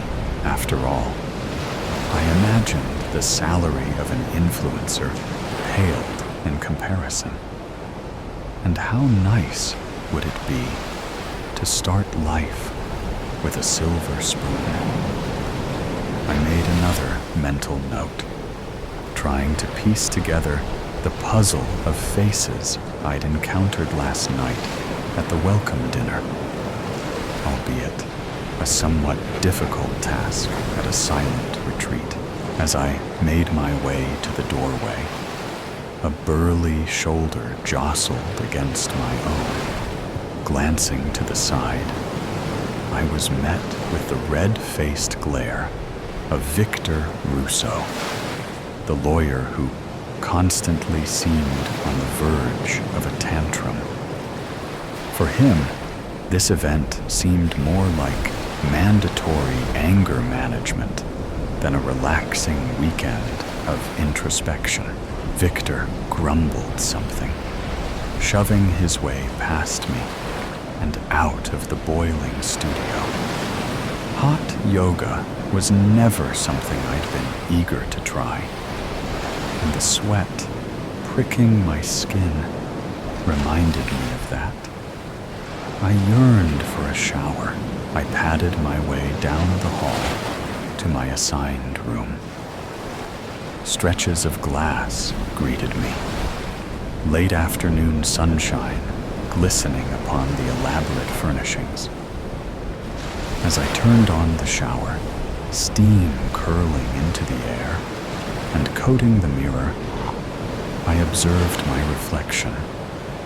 Brunette hair, stringy with sweat, obsidian eyes gazing back, muscles aching. I peeled off my tank top. In doing so, a prickling sensation tingled beneath the skin of one of my shoulder blades. I strained my neck to inspect it in the mirror. A patch of redness had started to form, itching with each movement, skin flexing. Running a few fingers over the spot, I hissed, the sting palpable. Perhaps it was from one of the yoga positions, rubbing against the mat as I tried, unsuccessfully, to keep up. Stepping into the steam, I relished the warm caress. Since dinner wasn't for another hour, I took my time washing, scrubbing, and generally enjoying the sound of silence. I could tell most of the others were already struggling to cope with the drastic dissolution of most noise. All of them extroverts in their daily lives. This was a challenge for them. My thoughts wandered as I went about primping myself for dinner. After curling my hair, applying makeup, strapping on my heels, and sliding a pendant around my neck, I shimmied into my dress. A vibrant red. The satin of it clung in all the right places. A flat note that gradually increased in volume hummed from the digital panel by the door. Dinner time. The savory aroma of roasting meat wafted through the dining hall. My mouth watered. The chefs here were world class. The welcome dinner the night prior exemplified that as I had torn into a leg of lamb and wolfed down perfectly steamed asparagus, so I knew tonight would be no different. Our selected meals were hand-delivered to each of us, half the group abstaining from meat. As I sliced into the steak before me, crimson juices pooling, my skin prickled with the sensation of being watched. I glanced up, a pair of blue eyes catching mine. His chiseled features were intense, and he didn't avert his gaze as he took a bite of his meal. The twitch of a slight smile pulled at the corners of his mouth as he continued to stare. Jackson Rothmeyer, corporate real estate mogul. I'd seen his icy gaze before, plastered across the media. He even had his own Wikipedia page. Quite the accomplishment for someone in real estate. But the way his eyes traveled ever lower made my skin crawl. He was married, after all, his wife having attended many of his philanthropic appearances. The stare down seemed to last forever, finally interrupted by the crash of glass. Everyone turned. In the far corner of the room, a bulbous man in a designer suit waved a waiter away as he attempted to collect the shattered remnants of a whiskey glass. He adjusted his tie with fumbling fingers, and if this hadn't been a silent retreat, he probably would have slurred his words. Howard Gunnison, former politician and drunkard, the man was notoriously scummy. So when I saw his face last night, I almost laughed out loud at the notion of such a human trying to better themselves. And, quite obviously, the mission was not going well. He had to have snuck a flask in to get that tanked between yoga and dinner. At the table across from Howard, a posh woman in a pantsuit curled her lip in disgust at the scene. Melissa Ellsworth, entrepreneur and public speaker. Melissa had graced many stages in her career, discussing the ins and outs of successful entrepreneurship. The details of her rags to riches story pulled on the heartstrings of the nation, inspiring the laymen to believe that perhaps they too could start their own clothing brand from the ground up. Forks scraping plates pierced the quiet, with the occasional mumble from Howard as he beckoned for a new glass of whiskey. Melissa rolled her eyes over her wine glass as she took a prolonged sip. Our fearless leader and head of the retreat entered the room then. Michael Solomon, his long hair was tied back into a ponytail, linen clothing hanging from his thin frame. Head held high, he appraised the value of his guests, and judging from the slight sneer, I gathered that value was rather low. Conceit dwelled within him. I could sense it from a mile away. Without a word, Michael raised his hands in a gesture of thanks. The guests nodded in silence as he departed. We had seen very little of Michael since our arrival, and truthfully, he was a bit of a recluse. Perhaps that's why he enjoyed running a silent retreat. I tossed my napkin on my plate, excusing myself from dinner. With a bit of disdain, I passed by Howard, feeling his eyes on me as I brushed a bit too close to his table. I couldn't stand another second of being ogled or watching a rich drunkard make an utter fool of himself. Just after slipping off my heels, a light knock rapped against the door. Without the advantage of a peephole, I was forced to open it without screening my visitor. Jackson leaned in the doorway, hair slightly tousled. "I know we're not supposed to talk," he whispered, "but I saw the way you were looking at me at dinner." I cocked an eyebrow inquisitively, mostly at his audacity. "Don't play coy," he continued. "I know what you want, and I understand." He understands because I want it too. His hands were suddenly on me, groping, his breath hot on my neck. My skin screamed in disgust beneath his touch, and pain ignited as his hand brushed over the spot on my shoulder blade. I hissed, which he interpreted as a green light, pushing himself on me further. "I knew you wanted..." The words, breathlessly tumbling from his lips, were cut short, and he glanced down, wincing. A shining blade protruded from his chest. A stain, like spilled wine, spreading across the virgin white of his shirt.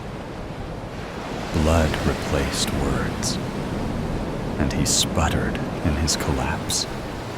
I took a step back, watching him crumple against the wood, smearing its polished surface. He shuddered briefly before stilling. Jackson Rothmeyer, adulterer, was no more. This wasn't his first offense either. He was a serial offender when it came to infidelity. "Oh my God!" A horrified voice came from the hall. Allison, frozen in place, trembled. The front of my dress was stained, blood plastered across my arms. Undoubtedly, a horrifying sight. I watched as she fumbled to find her phone. The phone that I had earlier swiped from her table on my way out of dinner while she was busy glaring at Genevieve. If anyone was a liability to call for police, it was the influencer practically glued to her phone, and I needed more time. "Please," she begged, stumbling back. I had originally planned this differently, but she just happened to be in the wrong place at the wrong time. My muscles screamed as I lunged for her. She squealed like a frantic pig. Scarlet footprints trailed me as I chased Allison into the dining hall. Again, she screamed, this time as she noticed Howard slumped over his unfinished plate, eyes blank and glassy. That one had been rather easy.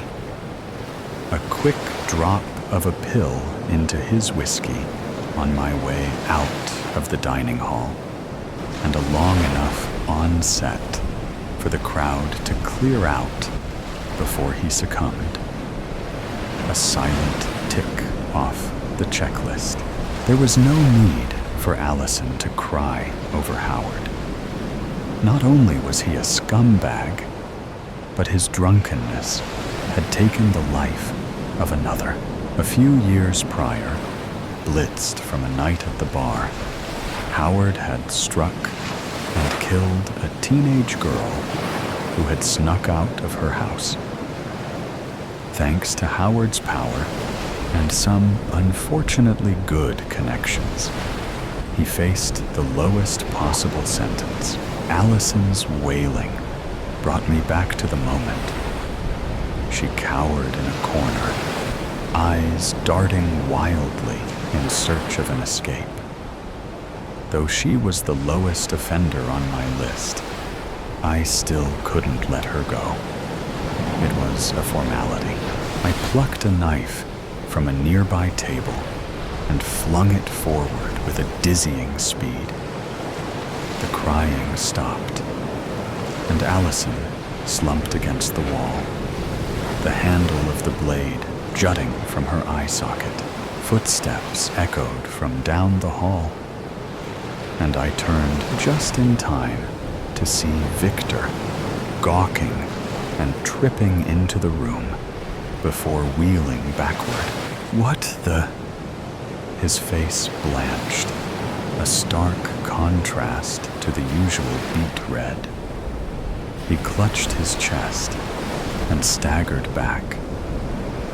"Help," he croaked. This one would finish itself, I supposed. Victor collapsed. I stepped carefully over to him. For a few moments, he clawed at my claves, pulled at the hem of my dress, sputtered, then silence. No longer would Victor's temper detonate at the expense of others, namely his battered wife. No longer would the law protect him from the wreckage of his short fuse. I paused for a moment, surveying the mess. Things had been set in motion now, and there was no going back.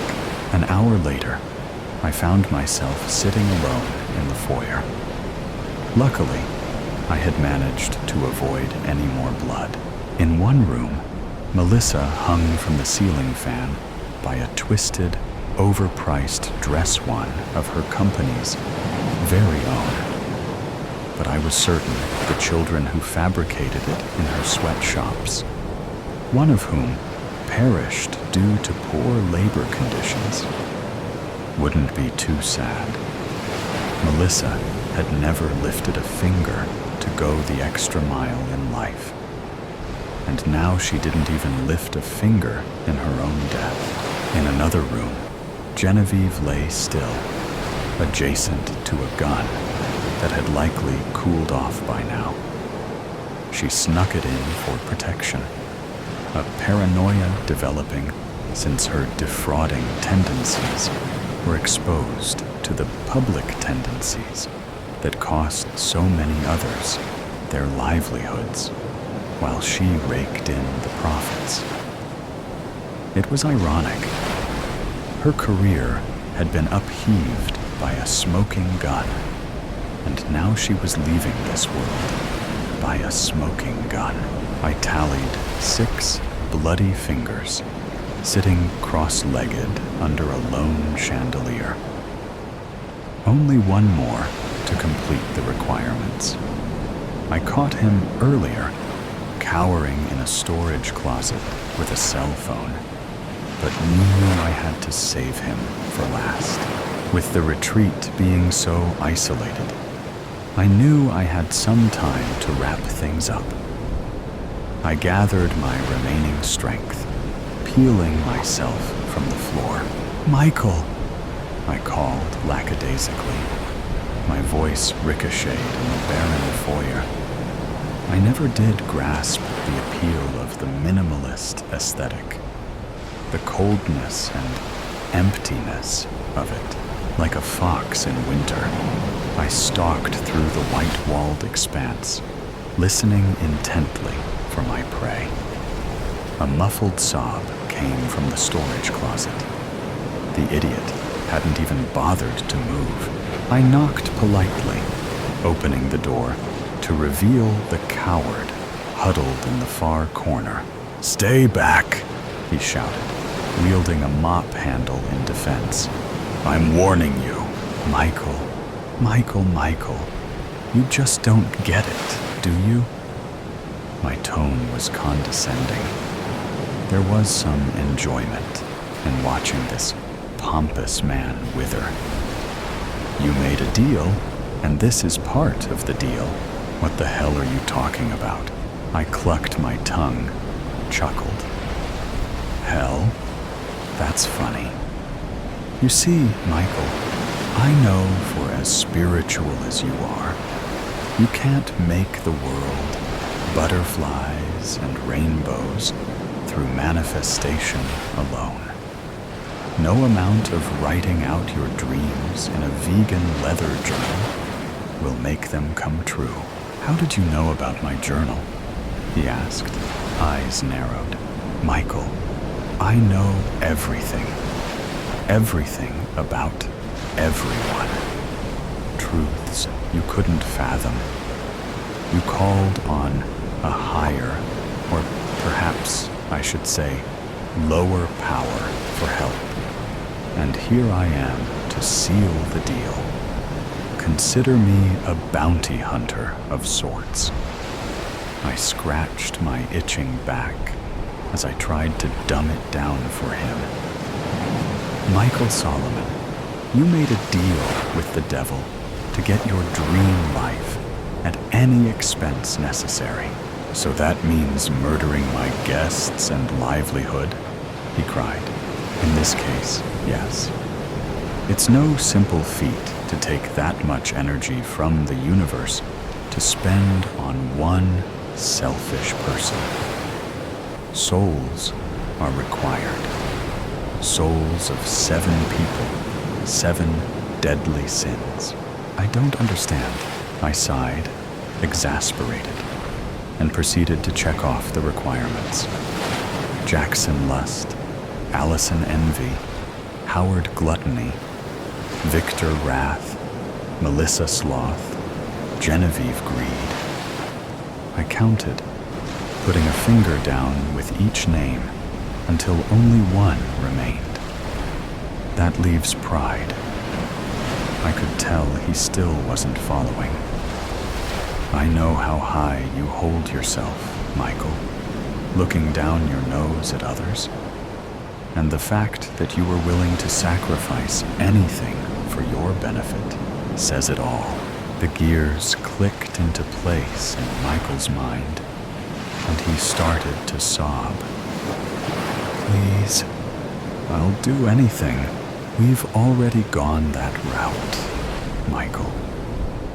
Besides, you had your dream life, a successful business in solitude, where you could control the lives of others exactly how you wanted. It just happened to have an expiration date." I snatched the mop, snapping it in half over my knee. The unevenness of splintered wood made as good a weapon as any at the moment. Michael trembled, closed his eyes. "Don't worry, it's all about to be over." With one swift jab, I checked off the final requirement. I tossed the other half of the mop handle aside with a clatter. The sting in my shoulder blades blossomed into a full-blown ache, and I rolled them to quell the pain. Not long now, slowly, I wound my way back to the foyer, sucking in breath after breath, quicker and quicker, until I was practically hyperventilating. Sirens wailed in the distance, growing closer before screaming into the drive. I held my breath and willed the tears to come until they streaked down my ruddy cheeks. "Police! Come out with your hands up!" I obeyed, whimpering in my exit. "Please, help me!" I screeched. "He tried to kill me. I had to do it. He killed them all." I collapsed to my knees in the moonlight, feeling a heat begin to burn as the gravel bit into them. Once they cleared me, the paramedics quickly became preoccupied with searching for signs of life inside the blood-soaked retreat. The cops questioned me, but I feigned catatonia. It didn't matter anyway. I could feel the pull towards home, my skin smoldering beneath the emergency blanket. For a brief moment, no one watched me. I shrugged off the blanket, once again rolling my shoulders. The ache crescendoed, skin tightening. I winced, and one by one, feathers burst forth in two black plumages, wings of the fallen. The mission was complete, and the heat emanating from the earth beckoned me. "It's time," a familiar voice hissed. The heat intensified, another 7 souls feeding the flames. Newton's cradle. Something was wrong. Fatally wrong. He couldn't grasp the reason for his anxiousness. As Clive stepped onto the platform at precisely 06:05 and 35 seconds, waiting for his early morning commuter train. Something was wrong, he thought. Something was not right. In those moments in his life, his mind concentrated on an image of Newton's cradle. It was idle, motionless. The big brass orbs dangling from the brass cradle. All were stationary, passive and still. But there was a sense of anticipation. The orbs were oscillating in anticipation of movement. One of the outside orbs to the left or right would start the motion, and then the orb would send all the others into a monotonous, endless click, clacking. When will one of them initiate the law of the conservation of energy, the transfer of energy, the two-way domino effect? Clive knew. He grinned with the image of Newton's cradle in the front of his mind. He could count time, the seconds, by the rhythmic striking of each brass orb in Newton's cradle. The kiss of the cold metal against cold metal. Click. Clack. Energy converted into time. That's what made Clive special. Clive knew how to slow down time, to make it stop. "Don't you mess up now. Stay cool, stay calm," said the voice in his head. It was his imaginary friend, he had been told. Clive knew different. Mr. Black stepped onto the platform at 06:06 and 10 seconds. In his commuter uniform, his pressed suit was covered with an elegant cashmere and wool full-length overcoat, and camel-colored scarf, elegantly arranged on both sides of the coat, covering the lapels. His umbrella hung on his angled arm, held in position like a soldier on parade. "Morning, Clive," greeted Mr. Black. "Not so cold this morning." Then the hushed whisper as he passed by Clive to take up his normal position on the platform. "What time will she come?" "Don't say anything." "Nothing, you idiot," the voice said gruffly in his head. Mr. Gray bundled onto the platform at 06:07 and 5 seconds, as ever fumbling nervously with his numerous pockets, more than likely trying to check on the whereabouts of his wallet, keys, making sure he hadn't forgotten anything. For the day's commute, he opened and checked his slim briefcase to locate his phone and book for the umpteenth time. "Morning, Clive," Mr. Gray said to Clive. "Bit chilly today?" Then the whisper from behind his raised hand, hiding his mouth, his lips. "What time will she come? You say a word, your life won't be worth living." The voice inside his head hissed. Mr. Brown arrived slightly late at 06:08 and 30 seconds. He continued to peer in concern at his watch, but brightened as he recognized Clive. "Morning, Clive," Mr. Brown said to Clive. "Fine morning." Then the whisper and furtive look for a fraction of a second before he said, "What time will she come?" The voice in his head made a cough, sounding like a grunt. It was a warning signal, not to reply. Mrs. Mauve and Mrs. Green stepped onto the platform together in deep conversation, talking behind animated hands. As they passed Clive, they both whispered, without turning their heads. "What time will she come?" they said in unison, and then walked to their waiting positions on the platform. "Don't!" warned the voice in Clive's head. Finally, Miss Pink arrived at 6:09 and 20 seconds. She strode confidently onto the platform like a catwalk model. She knew everybody on the platform had waited for her entrance this morning. For all the waiting passengers, it was the thrill of the day, she imagined. She walked with the same purpose as a model, a gladiator of hearts and minds. She imagined she was walking a straight line, walking directly, purposely towards Clive. And on cue, her timing was stage perfect.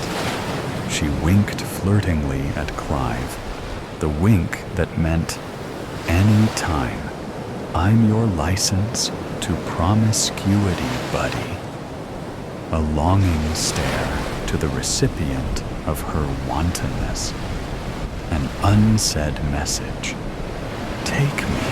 "Shut the f up! You dare! You just dare!" said the angry, slightly nervous voice in his head as Miss Pink passed Clive. She whispered like everybody else, "What time will she come?" He followed her path, looking enviously at her long, shapely legs, her tight backside. Everybody was in their normal position. They all started looking downline for sight of the commuter train to the right. The tunnel entrance to the left was a dark, black hole, like a large muzzle of a gun. A void. an impenetrable blackness. It was different to the darkness of the early winter morning, where the light pollution and illuminated glare diffused the blackness and played tricks with eyes. Then the stranger arrived. He wore dark glasses and a long black trench coat styled raincoat. He looked around the platform and recognized Clive. He bowed his head and strode up to Clive. There was intent in his voice when he said, "Mr. Caldwell, I need a few words with you. Do you mind if we talk?" "Don't tell him anything. Understand? Not a word," screamed the voice. "It's an important matter, Mr. Caldwell. It's about your wife." The stranger in the long trench coat didn't finish the sentence. "Be careful now," said the voice with a menacing tone. Instantly, the golden orbs started to move in Newton's cradle.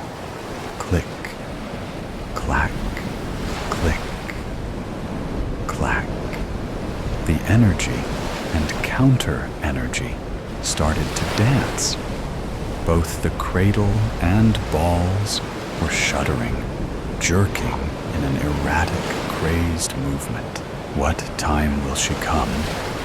said the stranger.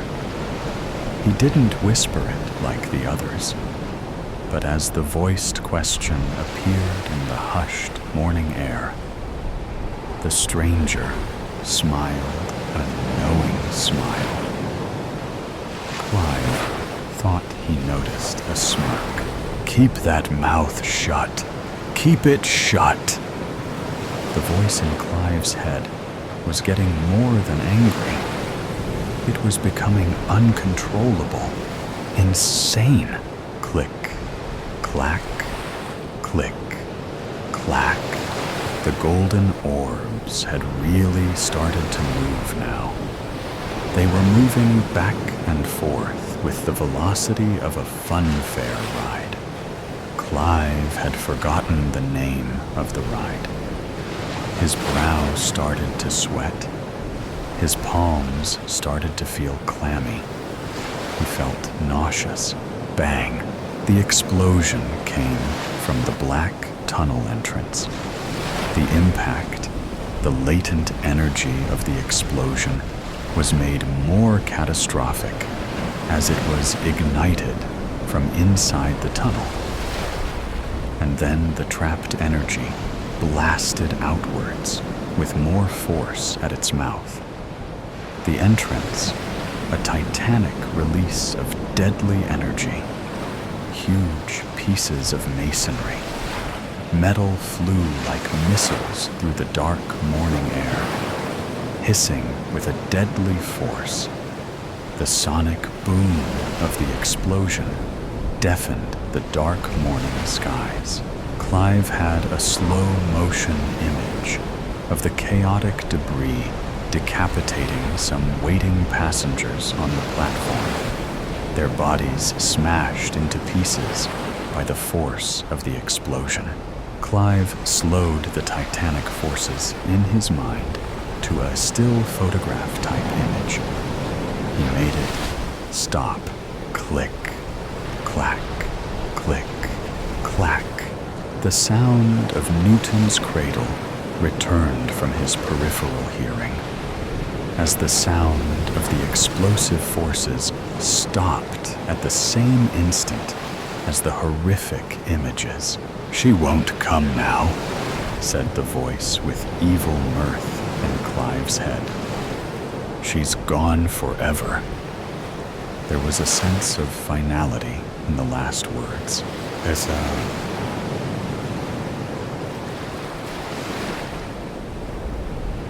"They will be ready for you shortly, Mr. Caldwell," the nurse said chirpily. Clive was handcuffed to the wheelchair. Two burly attendants on each side of the wheels.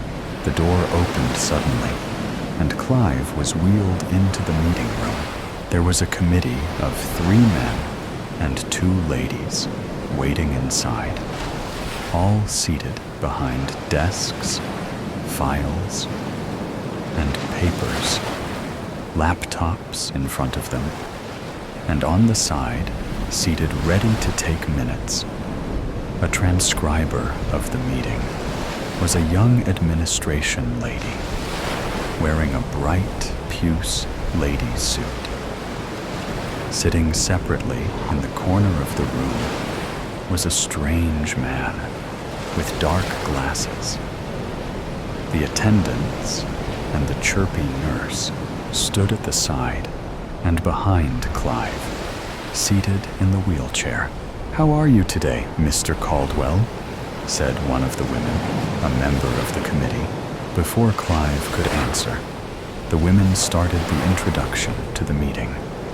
The psychiatric team of Edmundston Mental Hospital in attendance today: Dr. Schwartz, Dr. Sari, Dr. Braun, Dr. Zellini, and myself, the chairperson, Dr. Malva, presiding over case 10476, Mr. Clive Caldwell.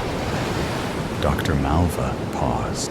"Now, Mr. Caldwell, under the Mental Health Act of 2018, we are required to conduct a regular status review of your condition. The committee has your records, and we have duly reviewed all the details, including your recent status of the last 6 months, and we find some improvements in your condition. We have some questions for you today. Do you feel in a frame of mind to answer?" Clive paused for some moments before he answered calmly. "Yes, that's okay." "Okay. Looking at the records, we find that your medication is stabilizing your previous traumas. There are no reported incidents of violent behavior. Do you have visions? Or when was the last time you had any distressing visions, Mr. Caldwell?" "I can't remember. Not for some time," Clive quietly replied. "Good. And what about voices? Do you hear any voices in your head nowadays?" "No, ma'am. And I don't have any headaches either," Clive added. "Very good. We, the committee, believe that you no longer pose a security risk, not whilst you are in this institution, and you are taking your prescribed daily medication. We have also agreed that based on a clean incident-free record under the constant observation of this institution, that in 6 months we can look at a release program. What do you say about that, Mr. Caldwell?" "Great. Getting me time back again. Thank you, ma'am," Clive said with some hesitation. He looked to the corner of the room at the seated stranger. The seated stranger took off his dark glasses and peered directly at Clive. He had no eyes. Instead, where there should be eyes and eye sockets, there were 2 black holes. They looked like tunnel entrances, with the scars and scorch marks of fire caused by a tremendous explosive blast were evident on and around the circumference of the black holes. The stranger's expression didn't change. His face was peering directly at Clive, and then he smirked and mouthed silently, "What time will she come? Who is that?" Clive thought. "The past and the future, you arsehole. Don't look at him, you idiot," said the voice in Clive's head. "Okay, nurse, take Mr. Caldwell away, and we will see the next patient." The attendants reversed the wheelchair out of the meeting room. Clive's first thought, 5 minutes and 12 seconds. Meetings are getting shorter. Clive was grinning, a crooked smile which never disappeared off his face. But no one noticed his eyes, peering at nothing. There seemed to be something going on behind the masked appearance on his face. His pasted-on smile, his eyes. It was a charade for the continued monitoring and inspection of all at Edmundston. He wore the mask like a reveler at Mardi Gras, his unique disguise. Fake it to make it, the voice in Clive's head. Told you we'd be out of here. Just keep smiling, Sonny. Just be patient with these arseholes for a little while longer. Who's always looked after you, Sonny Jim. Always, right from the beginning of time. Click, clack. The sound of the orbs in Newton's cradle continued counting time. Clive's time. The Roomba Facebook marketplace. Roomba 600E. Details. Condition. Used like new. Description. Slightly used. Comes with all accessories and 2 chargers. Price. Negotiable. Need gone. ASAP. Christine kicked off her heels as soon as she walked through the door. The French baguette, peeking out of the brown paper bag in her hands, wobbled precariously as Sir Lancelot wove his way beneath her feet while she attempted to place the groceries on the bench. Lancelot was a Persian crossed with a rag doll, and the combination equated to hair. Lots of it. Christine scanned her critical eye over the apartment. Clumps of fur wafted everywhere. She loved little Lancy immensely, but she didn't love his hair. She sighed as she opened the hall cupboard to get out her cumbersome Hoover, a relic that had belonged to her mother and had been passed down to her. It was time for its second workout of the day, and she just hoped the ancient beast was up for the task. The high-pitched groan was ominous, as was the smell of electrical burning that began moments after she had switched the machine on. Christine immediately disconnected the power and resigned herself to her fate. It was time to purchase a new vacuum. Unfortunately, her finances were still limited, and so she opened her phone to browse Facebook Marketplace. Surely she would find a deal there. It wasn't as if she was fussy. Anything that would work would be better than trying to sweep up the unsweepable. The price caught her eye first. Then the picture. A Roomba. A robot vacuum. Imagine coming home each day to a house that was freshly cleaned. No cat hair, no dust. The more she thought about it, the more Christine became convinced that she could not possibly live one more day without the services of her own personal Roomba robot. A quick series of messages back and forth, and soon Christine found herself the proud new owner of a second-hand robot vacuum. Be careful with the settings. It's a bit of a beast if you're not keeping an eye on it, the previous owner had advised her. She'd smiled and nodded. figuring that the internet would have all the instruction manuals and safety precautions listed somewhere. Once she plugged in the charging dock, Christine Googled the instructions and set the operating time to run twice a day while she was at work. With a happy sigh, she fed Lancey his dinner, reheated leftovers for herself, and went to bed. She was jolted awake at 4 in the morning by a soft mechanical whirring and solid, repeated thumps that shook her bed. Lancey, startled awake from his sleeping position at the foot of her bed, hissed violently as he landed on her chest, claws extended. It took her a bleary moment to connect the dots, but she finally realized she'd set the timer incorrectly, setting the machine to work at 4 a.m. instead of 4 p.m.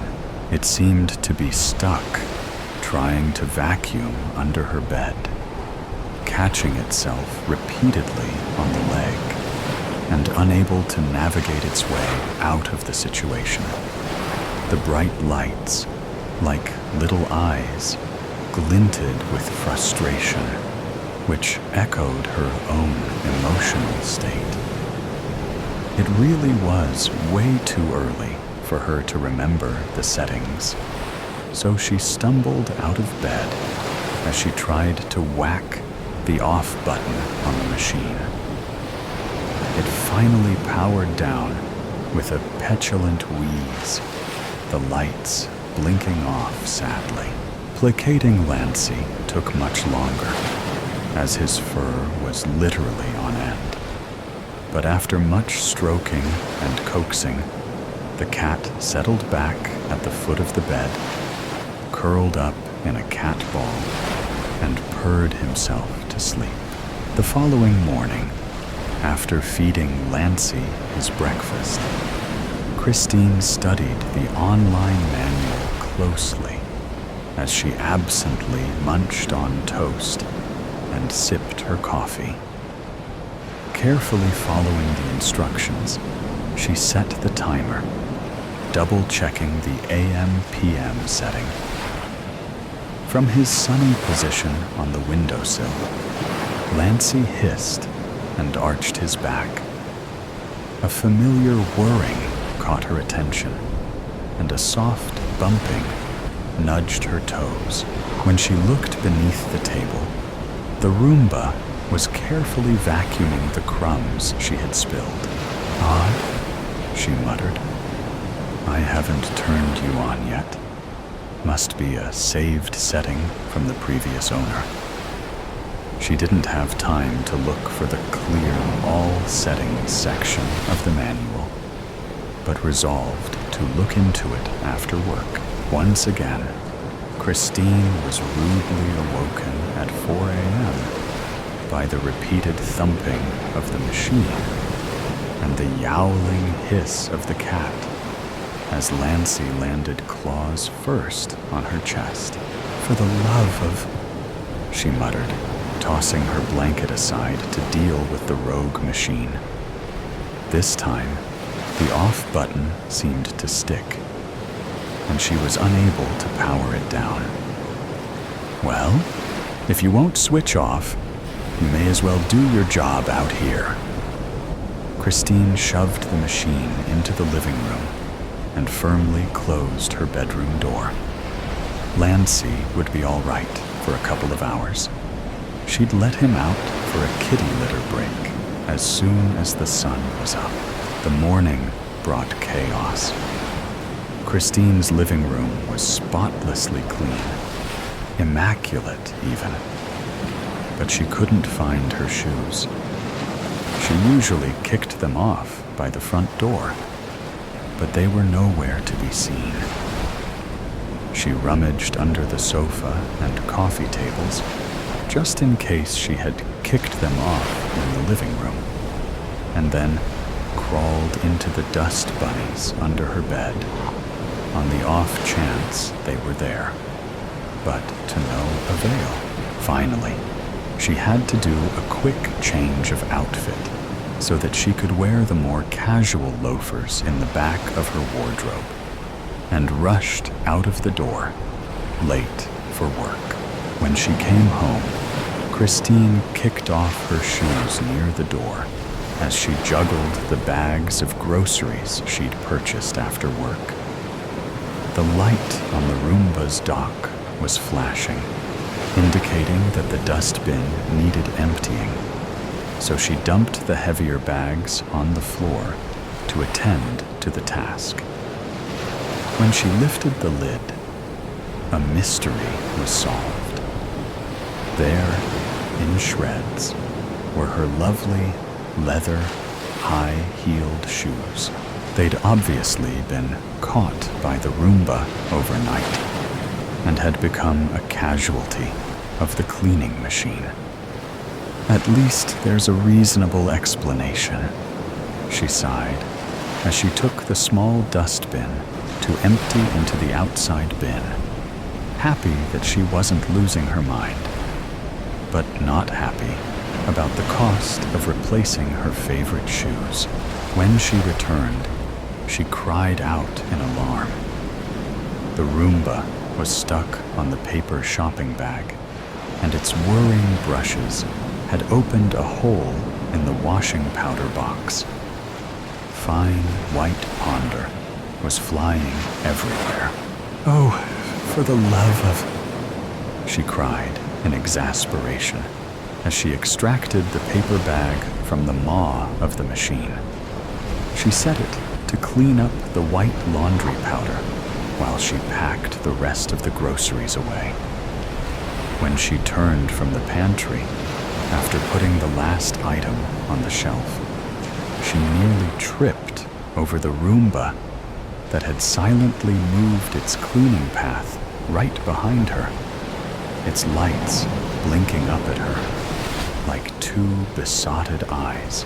With a gasp, she stopped herself from falling just in time by grabbing the fridge door with one hand and banging her other forearm hard on the kitchen bench.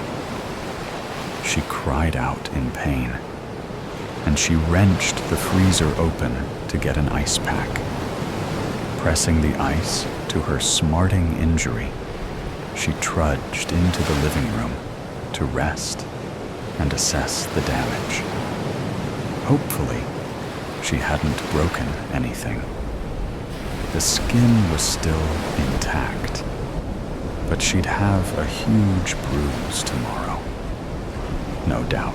Lancy curled up next to her and purred as she scratched his head with one hand. She'd just relaxed enough for the shock and pain to wear off when the cat hissed and leapt from the couch. A soft whirring approached, and the Roomba trundled in, bumping gently into Christine's feet. "Goodness, you're more trouble than you're worth," she told the machine as she stood up to make herself some dinner and pour Lancy some kitty kibble into his food bowl. Christine shut her bedroom door that evening, determined to get a full night's sleep and not be woken by a marauding machine at an ungodly hour. She had to lock Lancy out, much to his disgust, as she didn't want him to lose access to his litter tray and have an accident in her bedroom. Her sleep was undisturbed, and she woke refreshed and ready to begin the day. In the kitchen, she noticed that Lancy had not finished his dinner last night. The bowl was still full of kibble. "Lancy? Here, kitty, kitty," she called as she opened a can of cat food. He was not around, sulking, most likely because she didn't let him sleep on her bed. "I'll leave it here for you then." She emptied the old kibble and replaced it with some tuna. As Christine ate her toast, she felt the whirring of little brushes bumping into her toes. So she lifted her feet to allow the Roomba to pass under the table on its morning cleanup rotation. She'd long since given up the idea of setting the machine to work when she was not home.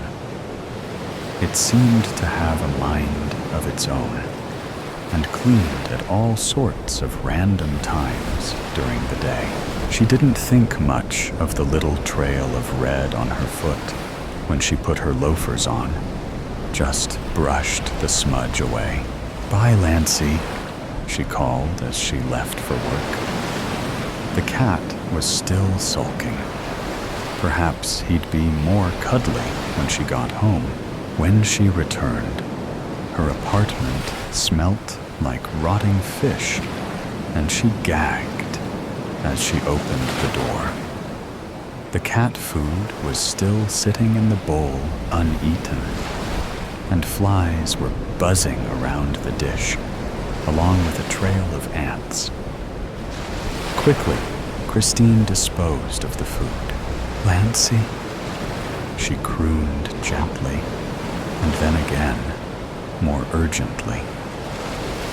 Perhaps the cat was unwell. The Roomba's light indicated a full dust bin, and Christine noticed the trail of ants marching up the side. She opened the lid and screamed. Blood and fur and pulverized viscera filled the bin. She ran to the bathroom and heaved, retching up the contents of her stomach as tears ran down her face. From behind her, there was a whirring sound, and the Roomba looked at her with its bright lights, unblinking. Facebook Marketplace. Roomba 600E. Details. Condition. Used like new. Description. Slightly used. Comes with all accessories and 2 chargers. Price negotiable. Need gone ASAP. Just deserts. It is impossible to resist a hitchhiker on a road to nowhere. And that was exactly what my cousin Shane's wedding to Raven the following morning was going to be. It was strange that we all gathered to wish them well, when none of us would be there in 2 years, when the ineluctable breach of the sacrament was ratified by the divorce judge. After Shane's degenerate, pathological gambling resulted in the foreclosure of Raven's overpriced bungalow-style home in Boulder City, which she would naively agree to mortgage to the hilt to bail him out, setting up the bad beat betrayal she'd been waiting for from the day they met. That is the thing about El Sombreron. He ties his 4 mules to his inamoratos post, while he woos from the threshold with sweet songs strummed on a silver guitar, plucking notes of promise, woven in plaited spirals like Guatemalan braids. But once the affair begins, he leaves the stomach empty. Madre de Dios. At length, his black dogs howl their dismal mourning at the snow moon, which searches in vain like a celestial spotlight for what is left of the shriveled Chiquispeo. Still, it is said that the old man never forgets the ones he has loved. I must apologize. My mind is prone to wandering. It is part of my condition. I wonder how often Pablo Tak felt the same way. baptizing savages in the frontier who were more than likely bent for a hell of their own making. How many does El Sombreron visit to pay them their wages? Sabrina, the Jamaican flight attendant, with the perfectly symmetrical face and the caramel complexion, scolded Carl, who sat right next to me, saying, "Stay seated while the seat belt sign is illuminated. Don't make me tell you again."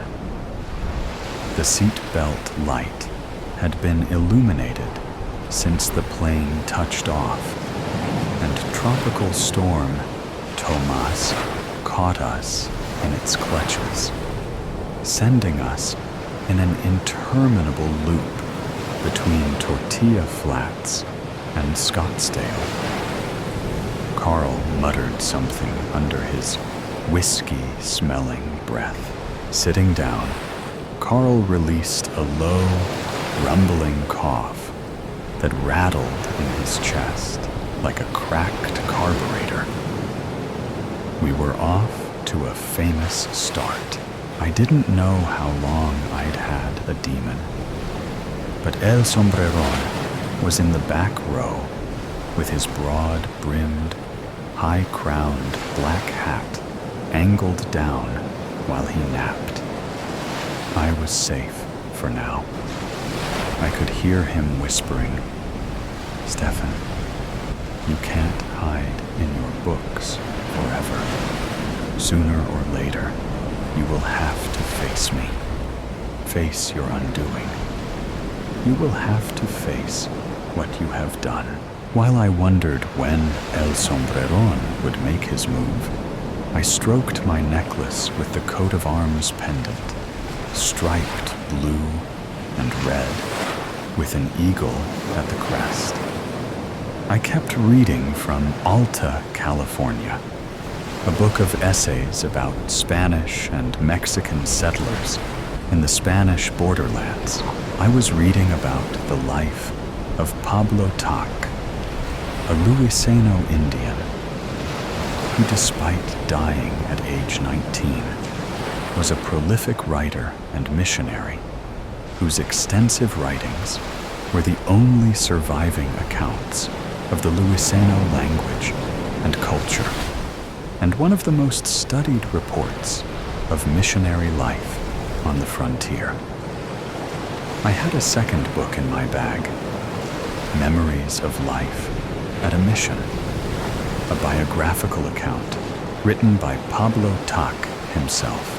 Carl had to get up so he could get something out of his bag in the overheads. When he sat back down, he had a stack of medical reports in hand. The header of his papers read, Dr. Carl Kellogg, MD, Memorial Sloan Kettering Cancer Center. And I spotted a reference to someone named Sal. Carl said, "I have an appointment to keep. I'll be damned if I am going to miss it.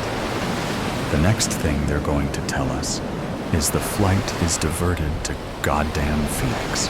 On cue, the pilot came back over the PA to inform us that the flight was, indeed, being grounded in Phoenix for the night, and that the airline would arrange for replacement transportation. But given the lateness of the hour, it would have to be the following day. Those that did not wish to sleep in the airport would have a room comped nearby. I was relieved when they first told me about the glioblastoma. I'd gone directly to St. Peter's Episcopal Church and entered the confessional.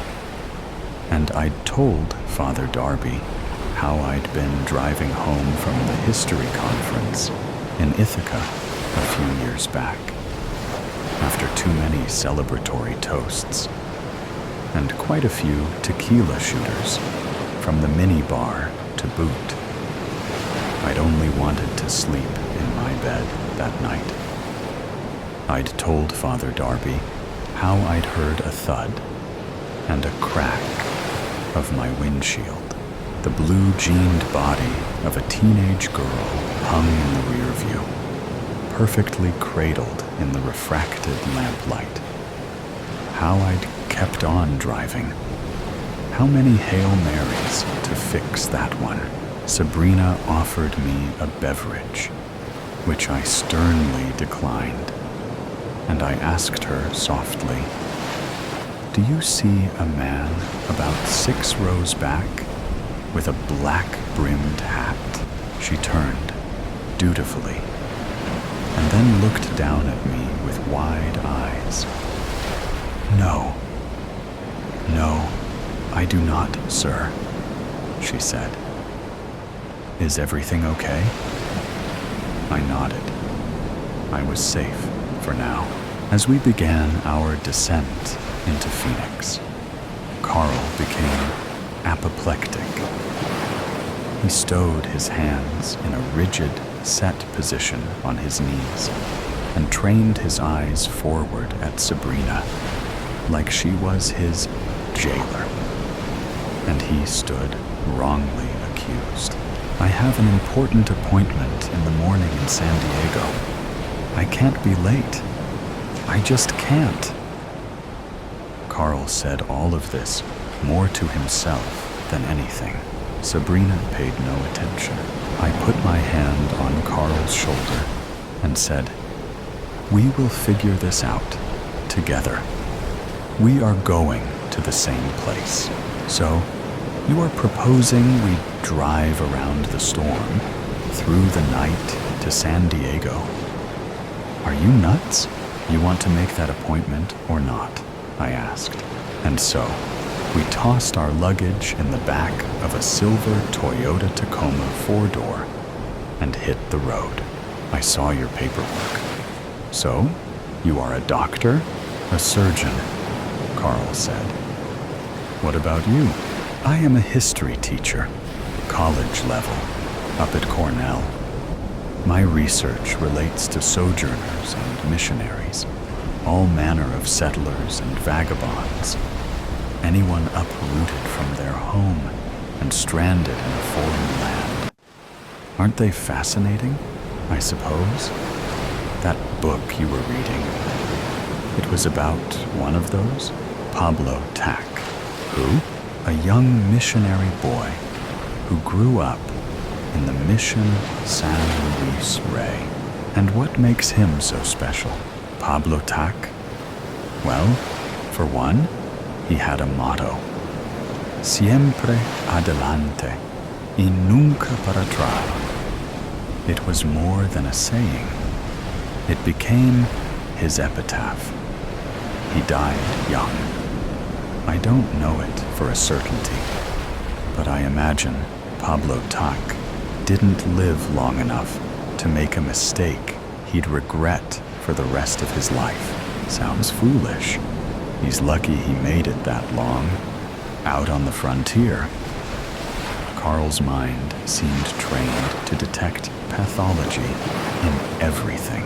"You know, Pablo made it to Rome to study for the priesthood, then returned to the frontier.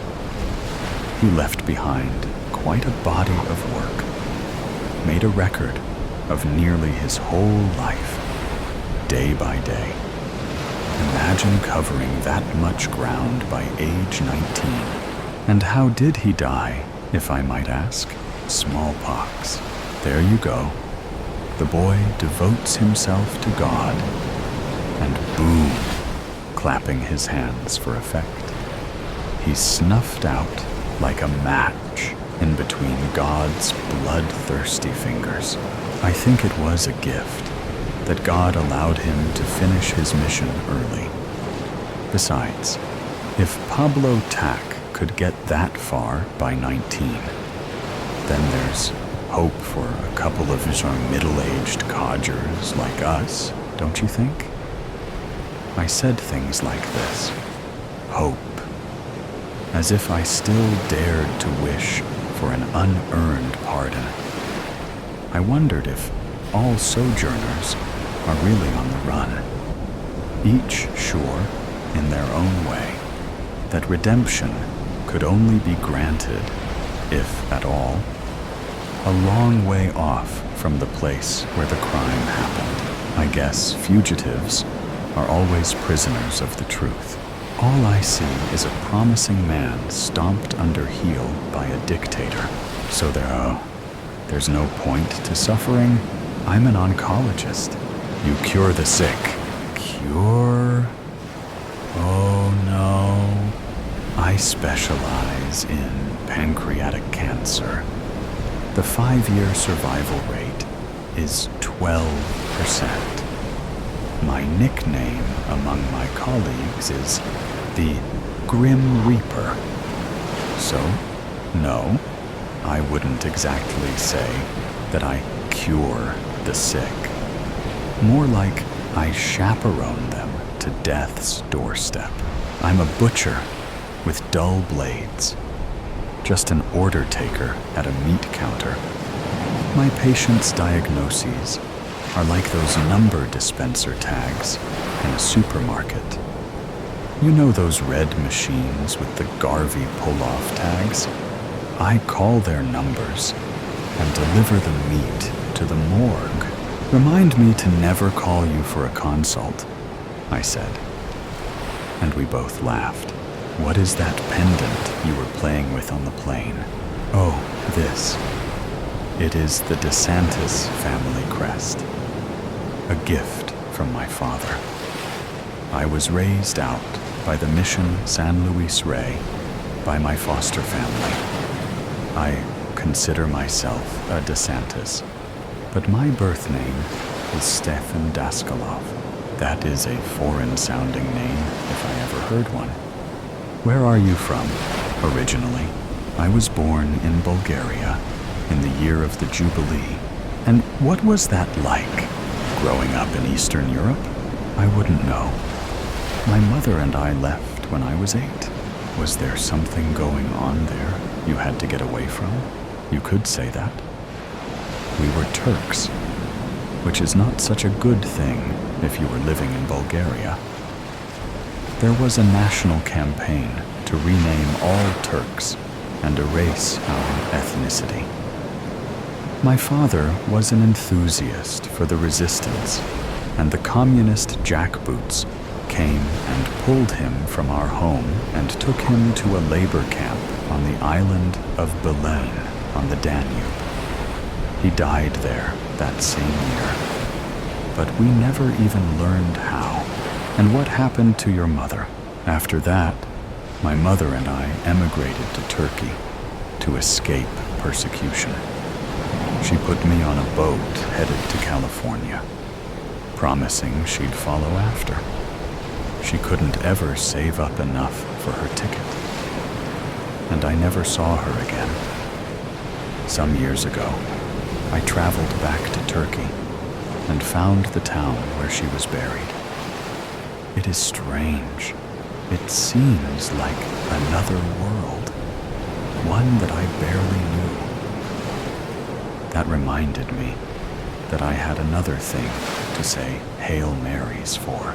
Jesus, that is one hell of a way to start out in life. You know, there was nothing written on her tombstone. Out behind the old house, a real road to nowhere. Traveling west along I-8, we drank tall coffees and looked out on the vast desert, like two teens taking a road trip, rather than two terminally ill hypocrites. The massive orange dunes propagated to infinity, hugging dappled purple shadows for warmth, their peaks glistening in the penetrating spears of mulish moonlight smuggled past the veil. Great towering thunderheads bellowed and filled the sky like totipotent corpuscles injected with black-gray swirls of ink and mercury. Stefan took a wrong turn before Yuma. We finally stopped at a rickety bridge, the McFall Bridge. The bridge cut a path over the Gila River toward the coastal mountains. The GPS glitched and told us to cross, but the sign read, "Bridge closed." Graffiti on the guardrails read, "Bridge to nowhere." "We'll have to backtrack and find another way through," I said. "I guess we've come to the end of the road," Carl said, belting out an uncharacteristic laugh, then resuming his rumbling coughs, the gasps and chokes of a stalling engine. "For your sake? I hope not." "Look up there," I said, pointing at two figures walking across the McFall Bridge toward us, carrying canvas sacks. They emerged from the hazy expanse, blown in with the petrichor, which flavored the charged and static air. The purple thunderheads pulsed with bursts of voltage, branching like the paradoxical imics of reaching tree limbs and searing flares. The bushes and cactuses accented the barren landscape with the resilient wit of life persisting on vapors, ruffled in a fanning and pitiless wind, trending to death. There was a sudden knock. They were two young boys. I rolled down my window. "I'm Bobo, and this is my friend Amix. We are headed to California. It's been a long journey, and the storm is coming in fast." "Oh, shame," said Carl. "Do you think we could tag along until you get to Yuma? We can help you navigate in the desert. We know the way." I looked over at Carl, who nodded his approval. "Jump in," I said. "The safest way is to backtrack to I-8 and take that all the way down. We are in a hurry." "Is there a faster route?" Carl asked. "Well, you could take the Camino del Diablo, but I wouldn't recommend it." "What is that in English?" "The Devil's Highway." Bobo nodded. Carl let out another hearty laugh. He turned to me and said, "How could we refuse?" And that was when I knew that Carl wasn't long for this world, and guessed that his appointment was not for a special case, but for palliative care. Over my shoulder, I saw that El Sombreron was sitting between the boys. His head hung expectantly over his silver guitar. Death was alive in the cadaverous pallor of Carl's complexion. The color ran out of him like a rich, milky cheddar cheese that starts a bright orange but whitens and hardens so quickly when left out on the cutting board. Carl had already begun to decompose. I wondered if Carl had cats. If you die alone, a dog won't eat you. A hungry cat is another thing altogether. Bobo was a skeletal man, not more than 5'3". His khaki Anouks shirt hugged his body, making him appear in the dark like a human shadow. "I see you are reading Pablo Tak, Memories of Life at a Mission." "Yes, I am," I said, surprised. "Have you read it?" "Ah, yes. What a heartbreaker. Wait until you get to the last chapter, where he is called back to Rome for ordination." Bobo tossed his sack over his shoulder and began walking back down the Devil's Highway. "I thought he died awaiting ordination," I called after, but Bobo was already gone. I had one of the last collector editions sold at auction at San Luis Rey. The thing is, as I watched Bobo and Amix disappear into the dust of the desert, it occurred to me that this book had been out of print for decades, since before these boys were born. Now, it was just Carl, me, and El Sombreron on the Camino del Diablo, in the dead of night, on our way to separate destinations, but sharing one fate. After driving for hours in what must have been circles, the warning light for refilling the gas tank came on, squeaking over and over at regular intervals, like a diseased heart incapable of variation. And we only had one reserve gas can left in the trunk. "Carl," I said, "let's camp out here for the night and save our last fuel can for the daylight. I don't want to get lost." Carl was looking ghastly and pallid. "I have s'mores ingredients. I was saving them for the night after the wedding. But I say we build a proper fire and enjoy them tonight." We gathered sticks, and I used leader fluid, charcoal, and pieces of paper to help get the fire going. Even with all of that, I was barely successful out there in the dark. How did men build fires like these for thousands of years in the hard-hearted blackness? I pulled the sleeping bags out of the trunk, grabbed little baggies with graham crackers, marshmallows, and chocolate squares. Carl livened up, and the two of us chatted late into the night before falling asleep in our sleeping bags. At the edge of the fire, fingers sticky and bellies full, the night grew cold. Before the first rays of efflorescent dawn emerged from the undercroft of Gehenna, I arose, a diaphanous shroud. Carl rose with me. We both looked at the smoldering fire, the fulgent, crackling embers, the hoary, thinning smoke. Two bodies in sleeping bags, cold and stiff in the first light, looking at one another. Then at the horizon, I noticed that the cool desert morning felt warm and radiant on my skin. It shimmered as it touched my arms, like the glint of light off a lizard's scales. "Are we almost to the mission?" I asked Carl. Carl barely had time to shrug his shoulders before we were interrupted. El Sombreron strutted in a waddling gait down the road ahead, leading his train of mules into our camp. His spurs jingled, and each rock gave its distinct harmony to the singing rowels.